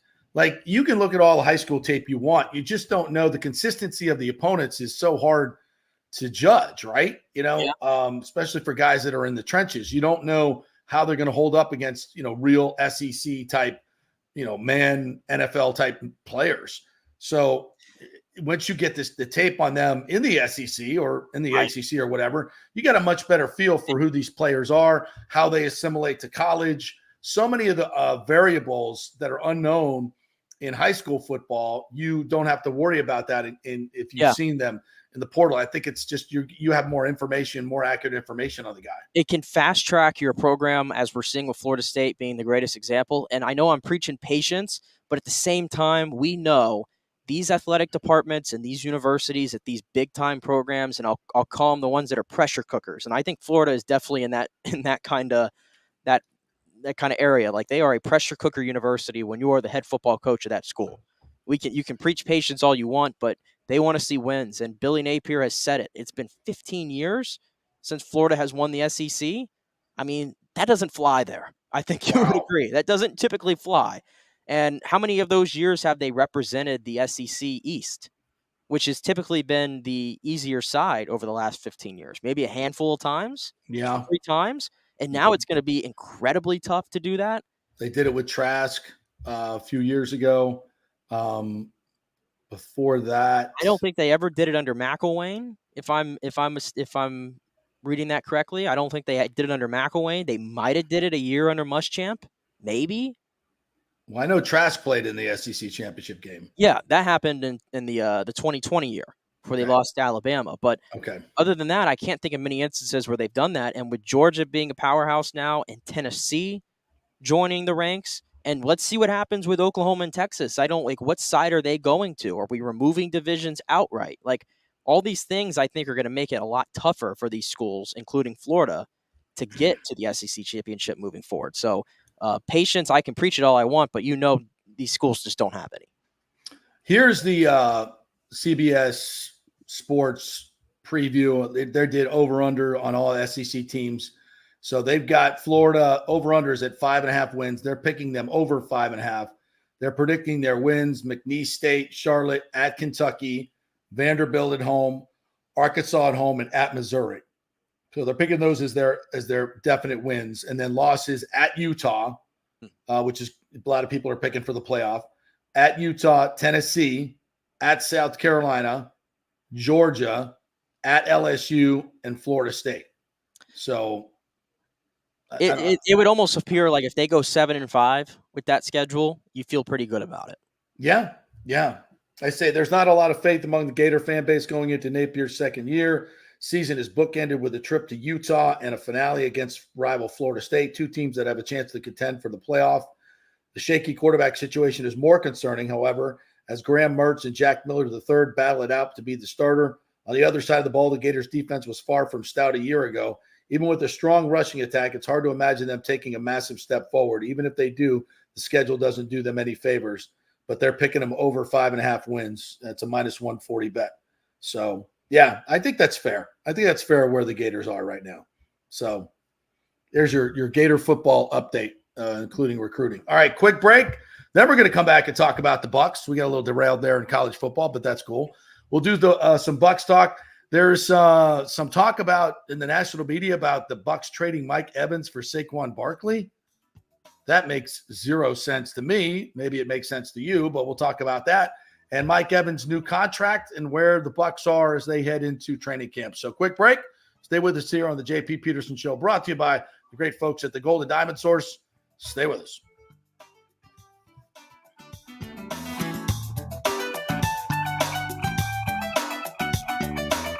Insurance coverage can be confusing and expensive. I mean, where do you start? Which companies can you count on to pay out fast and fair? Well, call the great folks at Italiano Insurance. It's a family-owned business. Jeff and Nat Italiano are carrying on the 60-year-plus tradition of giving amazing customer service and giving back to the community through their annual backpack drive for needy students and their support of the local pediatric cancer patients. But it's the customer service that sets them apart. They can shop all your insurance needs and save you big-time money. Don't hop on the internet and waste time looking at some bogus reviews. Talk to knowledgeable agents and not some voice-generated robot. These are confusing times for homeowners, and Italiano's team of experienced professionals can provide the right coverage for every situation: home, auto, business, life. It's Italiano for all the pieces of your life. Call 813-877-7799 or go to italianoinsurance.com. Well, Fitz the mortgage guy did it again. A listener heard his ad, was going to another big bank, but called Scott Fitzgerald at American Mortgage Services of Tampa, and Fitz saved him $618 on his monthly payment. Are you kidding me? Folks, that's big money. Rates are going up, they're going down, they're going all over the place. Scott will shop your loan and save you lender fees and get the best rates. Email him, scott@amstampa.com, or call 813-294-7595. That's Fitz the mortgage guy. Lots of stuff going on right now, and these rates are going all over the place. You need somebody knowledgeable in the market that will work hard for you and get you the best deal. That's my man, Scott. He's done 3 loans for me, done thousands of loans for local folks here, works with a lot of the coaches and players in the area. He's the guy. 813-294-7595, or go to scott@amstampa.com. During COVID, over 1.7 million people were added to the Florida Medicaid rolls, but as of April 1st, 2023, most of these people may not be eligible for the Medicaid coverage and will lose their health plan. If you have been notified you are losing your coverage, don't freak out. It's very likely you can apply for a federal subsidy under the Affordable Care Act. Just call 877-652-0244. Our representatives will walk you through the whole process, get some basic information on your income, number of kids, and then they'll find a plan that best fits your needs. In fact, with the new laws, 90% of Americans qualify for reduced or free health care. You can select great plans like Florida Blue. That's my carrier. Love them. Paying $800 left after making the call. 877-652-0244. Our highly trained professionals know all the intricacies of the new laws. They will do all the work. You save tons of money. So if you're being dropped from Medicaid, fear not. Call 877-652-0244. Get real health insurance, free doctor visits, free blood work, no deductibles. 877-652-0244. Hey, JP here for Extravaganza Productions Incorporated, EPI. You've probably seen their purple logo at so many events that you've gone to. They are based in Tampa, and for over 33 years, they've been creating and producing conferences, meetings, and special events, the biggest to the smallest. Solid reputation of delivering the best audio-visual, sound, lighting, entertainment, video production, and decor on time and on budget. I've worked with them with so many big events. The Warrior Games, which was an Olympic-style event all over Tampa Bay, from McDill to the Convention Center to USF. They did it flawlessly, made it look big and fantastic. I've worked with them on small events as well, large and small meetings and conferences, sporting events, fundraisers. If you got a fundraiser, you don't know the logistical way to pull it off, they'll take care of everything. Entertainment events, branding events, grand openings, so much more. The folks at Extravaganza Productions are the most professional and the best. I've worked with them many times. They are fantastic. You can contact them through extravaganzaproductions.com or call 813-621-4700. Extravaganza Productions, they are awesome. Ladies and gentlemen, Let's rock. This is FanStream Sports with JP. Show brought to you by Extravaganza Productions Incorporated, the good folks over there, Paul Thomason and his crew. If you've got a charity event coming up, a golf tournament, a small business meeting, a big business meeting, whatever you got, and you need some professionals to set everything up with audio, visual, set the scene with decorations and themes, they are the folks to do it for you. They have done so many big events and parties in this area. You may have seen their purple and white logo all over the place. It's Extravaganza Productions. I work with them at the Warrior Games. We just did the PPL tournament out at the Sarah Vandenberg Complex, flawlessly executed. So if you have any events coming up and you're not exactly sure, you don't want to do it all yourself, let the professionals handle it. It's Extravaganza Productions. Go to their website, extravaganzaproductions.com. All right, Nikki, let's get into a little Bucks talk. Did I see here in our comments that the national media, and I think I did see something, Mike Evans for Saquon Barkley? Not happening. Number one, nobody's spending that much money on a running back. Certainly not the Bucks in their cap situation, because they're not going to trade Mike Evans and then have to redo the contract for Saquon Barkley. And he wants, $15-16 million a year. Never going to happen. And I don't think Mike Evans is getting traded, because simply his contract would disqualifies that from happening. You pay more money in dead cap money and not have the player. It makes zero sense. Plus the fact that he's still ridiculously productive. And in this new offense, I got to believe that Mike Evans is going to flourish, especially in the red zone. Yeah, and you had the report. I mean, this was I'm not sure why some national outlets are writing this. The way I saw it was like fans kind of like just throwing this out here, and in the new age of Twitter, sometimes those things stick and news companies pick up on it, and there's articles about it and everybody loses their mind. This is absolute negative 0.000% chance of happening. It's almost worth just moving on from, because we got the real report, and I think Pewter Report had said this a couple of weeks back, and then Rick Stroud put it out there for the Times this weekend that the Bucs are looking like they're going to sign Mike Evans to an extension, which I think we've always thought was the logical play here.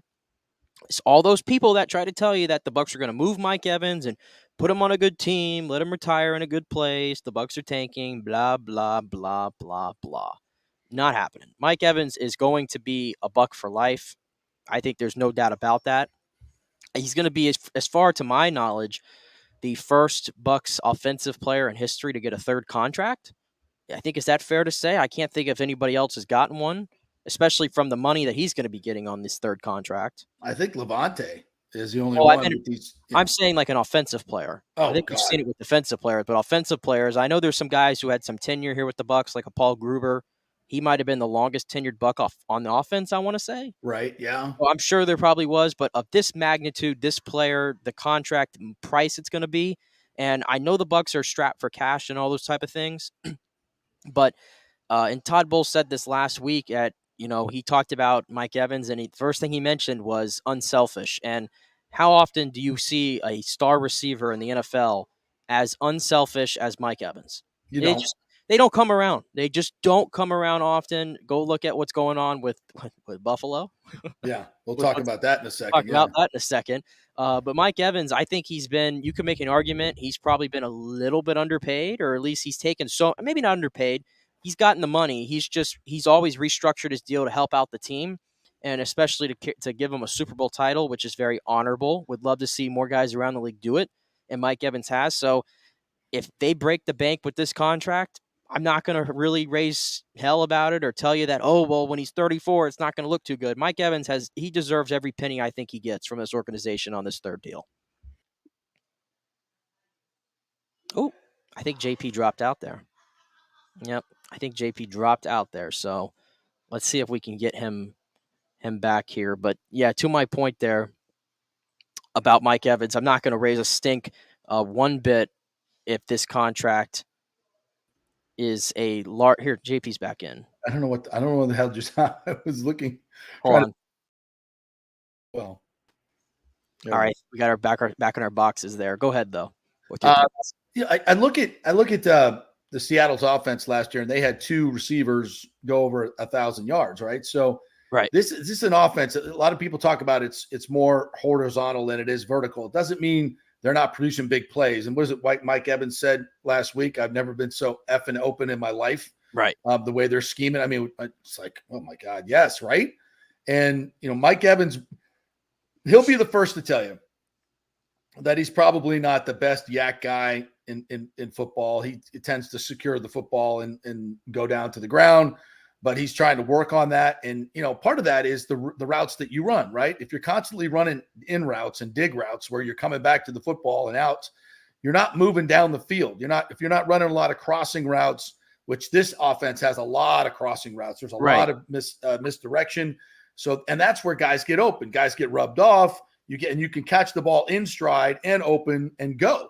And as long, and I think Mike's speed is still very much underrated. He keeps himself in fantastic shape. I talked to him at his fundraiser the other day. He looks fantastic. I asked him about the new offense, and he just rolled his eyes like in a good way. Like he's like, oh man, this is like so refreshing. It's just fantastic. I love this. We're going to be way better than people think we're going to be. And we like it that way. They love being underneath the radar. And I mean, look, all players want to be optimistic. We're a long way from coronating the Bucks as division champs again. But as I've said many times, I like the vibe of this team. It's more of a family. It's more of a, less about one guy than it is about the team. So I love the vibe that they have right now. And Mike Evans is kind of a perfect example of that. I think they'll get this deal done. And I think Mike's going to be a Buccaneer for his entire career. And that's the way. And he'll go into the Ring of Honor. And I think eventually he's still only 29 years old, if you can believe it. I think he's 29 years old. Yeah, 29, because he came into the league at 20 years old. Yeah. He's still 29 years old, and he's sitting on 10,425 career receiving yards and 81 touchdowns. Assuming he stays healthy throughout the next 3 seasons, I'll just put it at. Just say 3 seasons, which would take him through his age 32. He's going to be up around 1,400 receiving yards and over 100 touchdowns. At that point, Mike Evans, in my opinion, you're getting him fitted for a gold jacket, as far as I'm concerned. I know a lot of people, trust me, I see this all the time on Twitter. There's like a thing going on right now of name a player that is a good player, but you never really understood the hype. And there was a lot of people pointing to Mike Evans there because he's not really, let's be honest. When we talk about the top receivers in football, does Mike Evans' name really come up in national circles? No, because I think the biggest reason is because he's not a diva. He's not a diva. I'll just be honest. His game is not like you see Justin Jefferson. He takes your breath away. Like Jamar Chase, Tyreek Hill, Devontae Adams, Michael Thomas when he was at his peak, like DeAndre Hopkins, certainly, like even Odell Beckham Jr. Like they were in the same draft class and their entire careers. We focused so much on Odell's career, and Mike has lapped him meanwhile and been available. Right. Keyword available at a position that it's really hard to. So people, they look at Mike's numbers and they go, how the hell did he get here? Well, it's because he's on the field every single game for the most part. Like he might have like hamstring issues and things like that, but he usually plays through these things and still produces. And to your point about, he's not the greatest yak guy, I can make the argument that's helped him have the longevity he's had and had the numbers because he's always out there. I don't have to worry about Mike Evans. So I think for sure he's got a more than better chance to get to the Hall of Fame pretty soon after he's done retiring. Like I would almost say he feels like the Frank Gore of wide receivers. To me, I think that's almost how I'd compare him to. He's going to have a long, lengthy career where he racks up a lot of numbers, very consistent, but we're never going to talk about him as one of the top guys in the league, even though he has been. So I think he's the Frank Gore of the receiving position. That's a great comp right there because the numbers are just off the charts.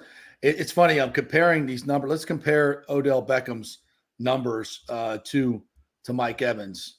Mike Evans' career games played 137. Odell 96. Odell receptions 531. Mike 683. Yards, Mike 10,425. Odell 7,367. Average 13.9 for Odell. You think, he's more. Nope, he's not. 15.3 for Mike Evans. Touchdowns, 81 for Mike, 56 for Odell Beckham Jr. 56. First downs, 343 for Odell, 532 for Mike Evans. I mean, not even close. Not even close. And I bet if some people you ask, like, who's a better receiver, Odell Beckham Jr. or Mike Evans, who do you think, like on a national poll, what do you think those numbers would be? Like right now or just over their course of their career? Just for his career. Yeah, I mean, or just even right now. Who's a better receiver? Who would you want to sign? Oh, Mike Evans by far right now. I mean, Odell Beckham has played like... No, I'm talking about if you did a national poll just for national perception. I think it would be like 70-30 Odell Beckham Jr. I think Mike might still win out on the poll, but I think it'd be a lot closer than it'd have any right to be. Yeah, exactly. But even if you compare their careers, like I get it. The first 3 years of Odell Beckham Jr. in New York, I'm not going to argue with that. He was absolutely a top 5 receiver. Some would argue the best receiver at that time, his first 3 years. But then he had injuries. I mean, if you combine since 2020, he's played in like what accounts to like a full season in the last like 3 seasons. That's it with Odell Beckham Jr. But then again, look at the league. Look at the contract he just got from Baltimore. He's hardly played over the last 3 years, and he's still getting what was it, like $15 million or something like that on the open market? His last 2021, he played eight games for the Rams and 6 for Cleveland. He was really good with the Rams. Yeah. They played 7 games. Well, obviously played none in 2022. 7 games for Cleveland in 2020. 16 games for Cleveland, the full schedule in 2019. 2018, he played 12 games and then 4 games in 2017. So, yeah, it's not even close. Mike Evans, but I think Mike has some work to do. I mean, don't get me wrong. I think Mike has some work to do in terms of getting to the Hall of Fame. Well, because receiver is like one of the toughest positions to get in. Yeah. I mean, we can't even. And you go look at like a Torrey Holt, for example. Like I look at his numbers, and I mean, I missed off the charts. Yeah. I missed the prime of Torrey Holt. Obviously, I saw the tail end, but just looking at the numbers, I'm like, okay, why is this guy not in the Hall of Fame? He's got 14,000 something yards. Like he played in one of the greatest offenses of all time. He's got all the accolades, and he can't get in. So I see that, and I'm like, the fact that Mike wasn't really in the top people's minds when it came to top receivers, maybe he's going to have trouble. But in my opinion, again, if he stays healthy and you have over 1,400 yards and over 100 touchdowns, and that's just assuming the next 3 years, when he'll be 32, it's not like his career will be over. He'll have a chance to continue to stat pad after that. Like, I don't think it's out of the question. This guy could have over 15,000 yards, and when you get to that, you're in rarefied air. Who has over 15,000 yards receiving for their career? Jerry Rice? Who else? I mean, it almost stops at at Jerry Rice and Terrell Owens after that. Mm-hmm. And that's it. I think that's where Mike has a chance to get to. Yeah. I think he has to be productive it has to just to overcome the fact that he's played in Tampa Bay for so many years, which I think really hurts guys trying to get into the Hall of Fame. It's just because he's not been top of mind, but I think he, with Brady here, it's brought him a lot more notoriety and for good reason. I just wish they, last year could have been a lot better. A couple other things from the Bucs. Rachaad White eyeing 1,000-yard rusher. I think that's a go. I don't know what the odds are in Vegas. I think Rachaad White gets to 1,000 yards, and I keep saying, what are the Bucs going to add? Could they add a veteran running back? I think they could. Obviously at the minimum, there's some good ones that are out there. Hard to believe. Hard to believe some of the names that are still out there. Dalvin Cook, DeAndre Hopkins. I mean, to a lesser degree, Ezekiel Elliott.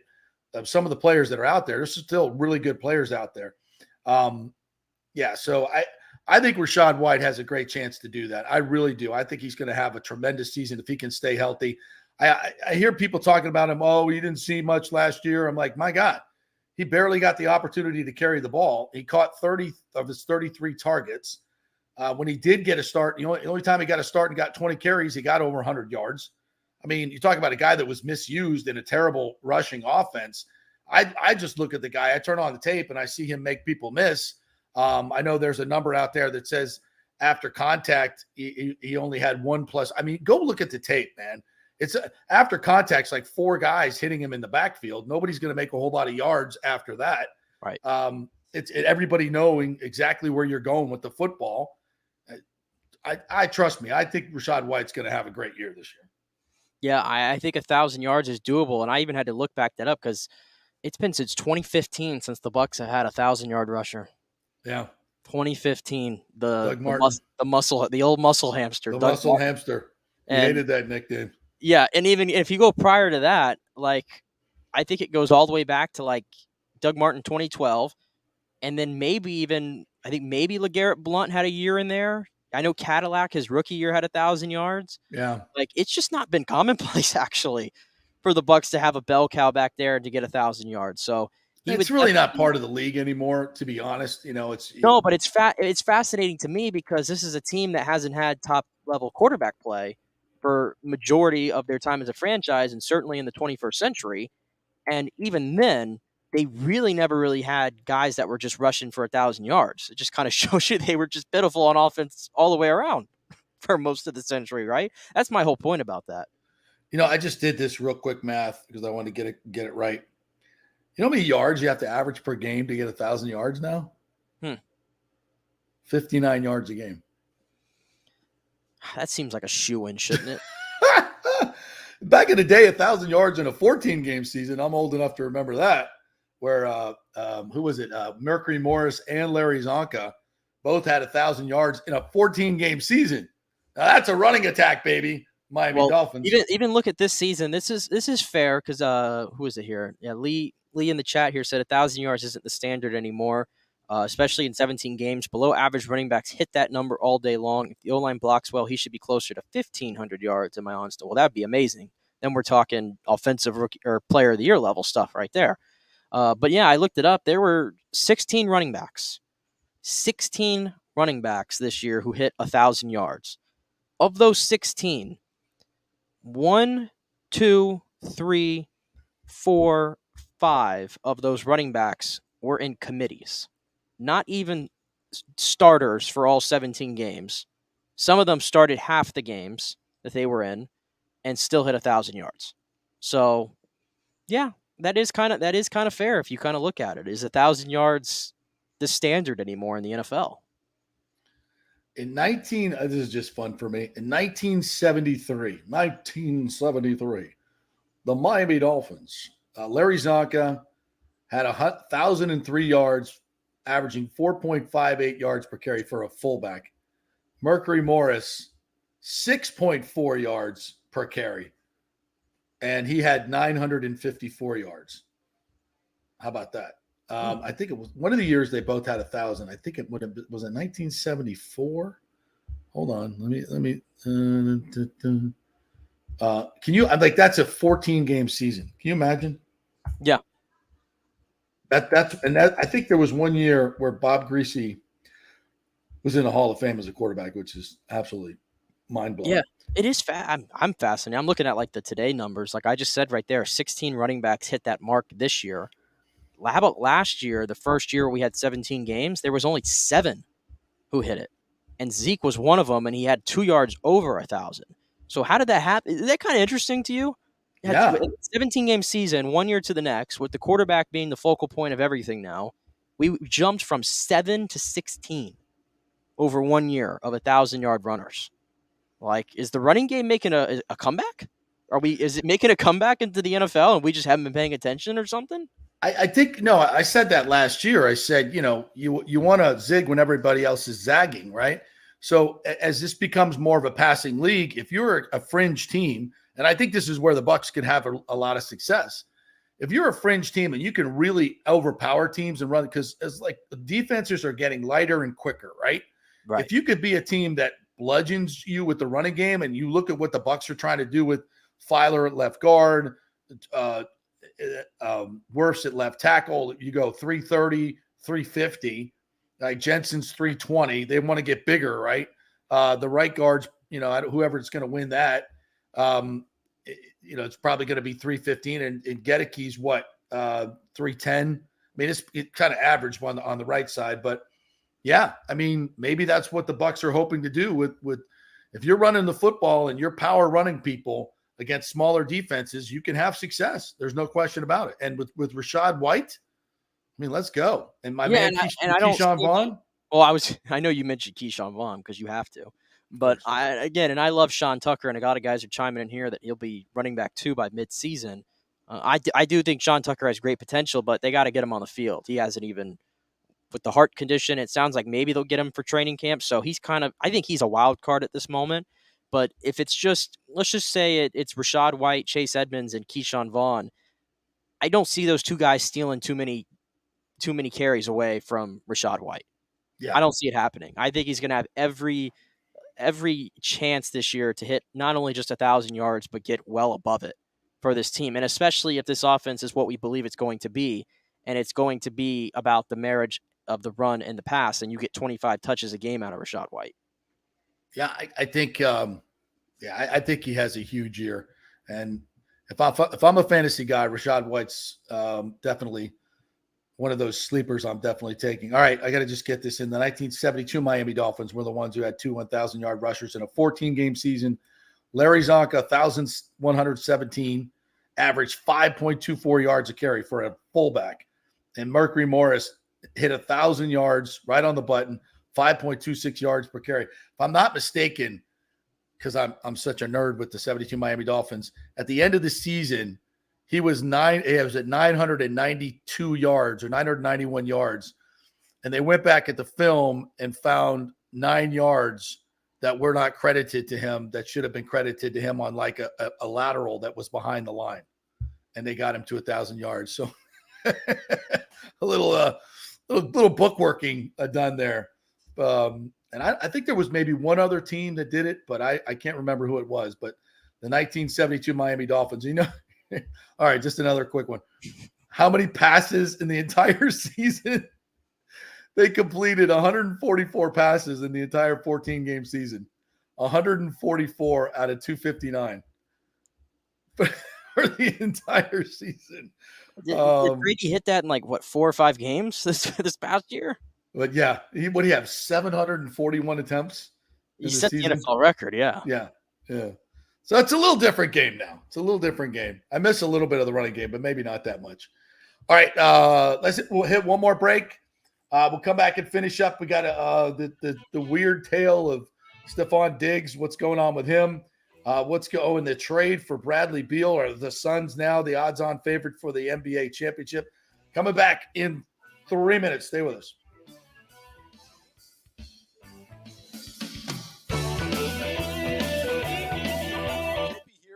Jeeves Law Group. Have you been injured in an accident, in an auto accident, truck accident, motorcycle accident, at work, or at a place of business? Well, call the Jeeves Law Group and get the personal attention that you deserve. I made the mistake many, many years ago with going with one of the bigger law firms, the national law firms. And let me tell you, getting a call back from those folks was next to impossible. Weeks and weeks would go by, never get a call back. That doesn't happen with the Jeeves Law Group. Personal attention is what they're all about. When you call the Jeeves Law Group, you will be part of the family. They will represent you in a vigorous and aggressive way against the insurance companies. These larger companies will promise bigger settlements, but it's the Jeeves Law Group that will get you the best results. If you're tired of dealing with these bigger law firms, check out the Jeeves Law Group. Go to JeevesLawGroup.com, tell them JP sent you, get a free consultation. It's the Jeeves Law Group. Scott Jeeves has been representing clients in the Tampa Bay area for over 25 years. Give them a call. It's a free call, 727-894-2929, 727-894-2929, or go to JeevesLawGroup.com. Ladies and gentlemen, are you looking to lose weight or just lean up for bathing suit season where there are so many diets and chiropractors and weight loss clinics out there? You don't know where to start, right? We'll start at Bay Area Modern Medical Center. Chris Lugo, PA, and his professional staff will devise a personal plan for you that gets results and will help you keep the weight off. Everybody metabolizes food and supplements differently. Many of these other approaches are designed for the masses. So how's that going to work for you specifically? It's not. Chris will spend one-on-one time with you to find out what works best for you so the weight comes off safely without the use of harmful drugs and side effects. Call 844-977-3477 or go to BAMMC.com. Tell them JP sent you for priority scheduling. 844-977-3477 or BAMMC.com. Insurance coverage can be confusing and expensive. I mean, where do you start? Which companies can you count on to pay out fast and fair? Well, call the great folks at Italiano Insurance. It's a family-owned business. Jeff and Nat Italiano are carrying on the 60-year-plus tradition of giving amazing customer service and giving back to the community through their annual backpack drive for needy students and their support of the local pediatric cancer patients. But it's the customer service that sets them apart. They can shop all your insurance needs and save you big-time money. Don't hop on the internet and waste time looking at some bogus reviews. Talk to knowledgeable agents and not some voice-generated robot. These are confusing times for homeowners, and Italiano's team of experienced professionals can provide the right coverage for every situation: home, auto, business, life. It's Italiano for all the pieces of your life. Call 813-877-7799 or go to ItalianoInsurance.com. Pure sports. JP is back on. Welcome back. FanStream Sports. All right, welcome back to the JP Peterson Show here. We're going to finish up here with a couple more notes on the NFL in a story that Nicky Numbers did a little research on.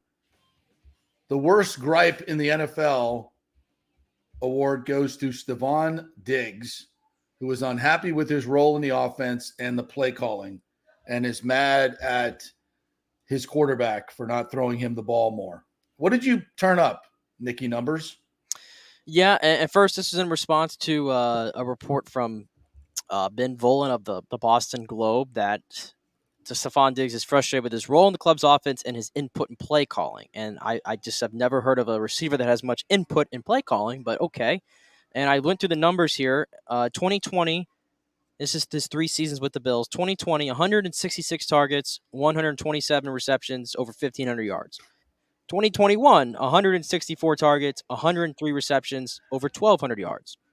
2022, 154 targets, 108 receptions, and over 1,400 yards. A Pro Bowl appearance in each and one of those 3 years, 2 All-Pro nominees, and regarded as one of the best receivers at football. By the way, those targets, that counts up to a 484, which puts him just short of Devontae Adams for most targets in those 3 years. So, I can't for the life of me figure out what in the world this gripe could honestly be. Like, I mean, how could you have a gripe about your role in the offense, especially with Buffalo, who really has struggled to find a consistent number 2 to even complement with him? Like, he's getting the ball more often than not. But if you go back to the AFC divisional game against the Bengals this year, I mean, there was that photo or that video of him kind of like doing like this on the sideline, looking at Josh Allen, like, what's going on?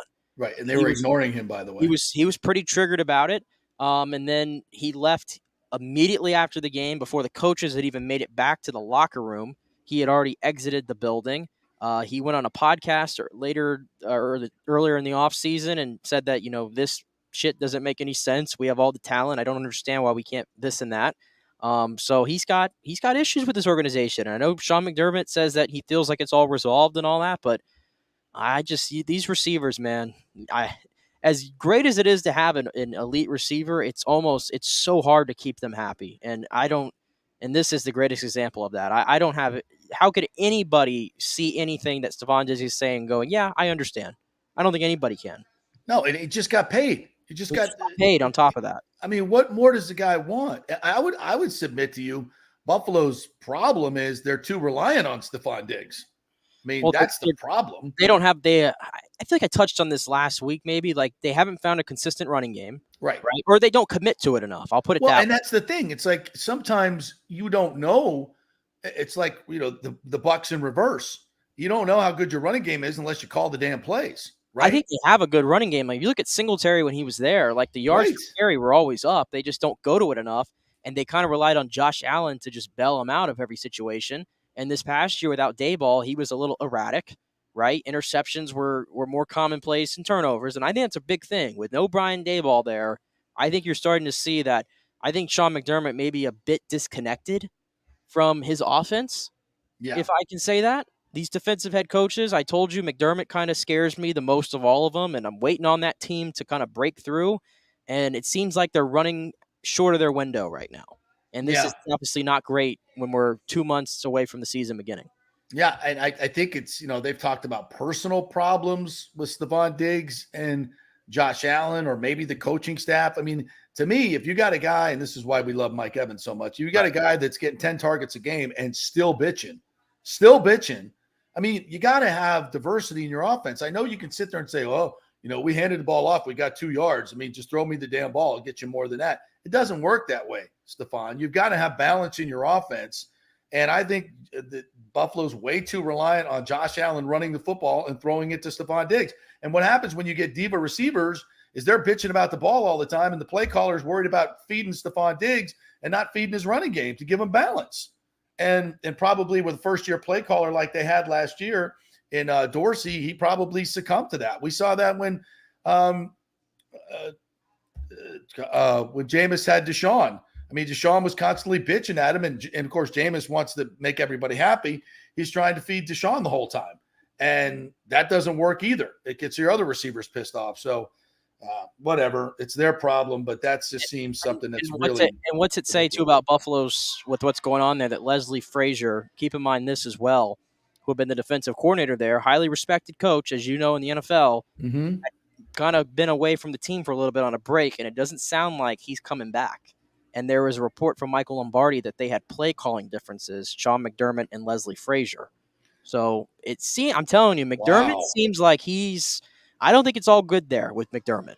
I really don't. And if they don't pull it off, if they don't win this year, I think that organization might make some big decisions. Well, and look at the division now. Their division is uber competitive. He might be the worst. I think he's the worst coach in the division. I think he's now the worst coach in the division. Well, man, it's hard to say that with the team making it to the championship. Well, I was going to say, he's not better than Belichick. Well, not better than Belichick. Right. I think Mike McDaniel, I thought outcoached him the 2 times they played them. And then I guess Robert Saleh, you got to kind of wait and see. Right. But I don't think he's as great. I think he's not as great as a head coach as you need to win a Super Bowl. I'll put it that way. All right. And Bradley Beal traded to the Suns, I think, obviously and they kept DeAndre Ayton. I don't know how they got that deal done. And they got rid of Chris Paul. I mean, what a wonderful day for the Suns to do that. They're the odds-on favorite now to win the. Yeah. Oh, they're not. Because they are. No, Come on. No, they're not. You're just a Suns hater, bro. I'm not a Suns hater. Did we not talk about the Nuggets? We've been gassing the Nuggets up and the way they've done it, and we need to got Bradley Beal. Come on. Bradley Beal. Bradley, come on. I got to see how they round out the roster, but that looks pretty damn good. They're going to trade Ayton. I'm pretty confident in that. That's why they held him off so they can move him in a separate trade. They're going to be bargain shopping to get anybody on the roster. They have 5 players on the roster, and they have $170 million accounted into 4 players right now, and 3 of them that are worth a damn because I don't think Ayton's that great at all, honestly. I would get him off that roster now. But the 3 guys you have on there, they impact the game in the same way. They're not any different from one another. We've seen this already. How many more iterations of these big 3s can I see? And bad on the Wizards as well. They held on to Bradley Beal so long, they had to trade him when his trade value is as low as it's ever been. They're going to just DFA Chris Paul or whatever they call it in the NBA, and they're going to be left with Landry Shamet and 2 second-round picks for Bradley Beal. Unbelievable. This trade sucks for both teams. Unbelievable. Oh, God. Nobody's playing defense on the Suns either, by the way. It ain't happening. That's too much NBA talk for this time of year already. All right. Thanks, everybody, for joining us here today. We'll be back tomorrow with more fun and frivolity and hopefully a Rays win over the Orioles. Go Rays. We'll talk to you tomorrow.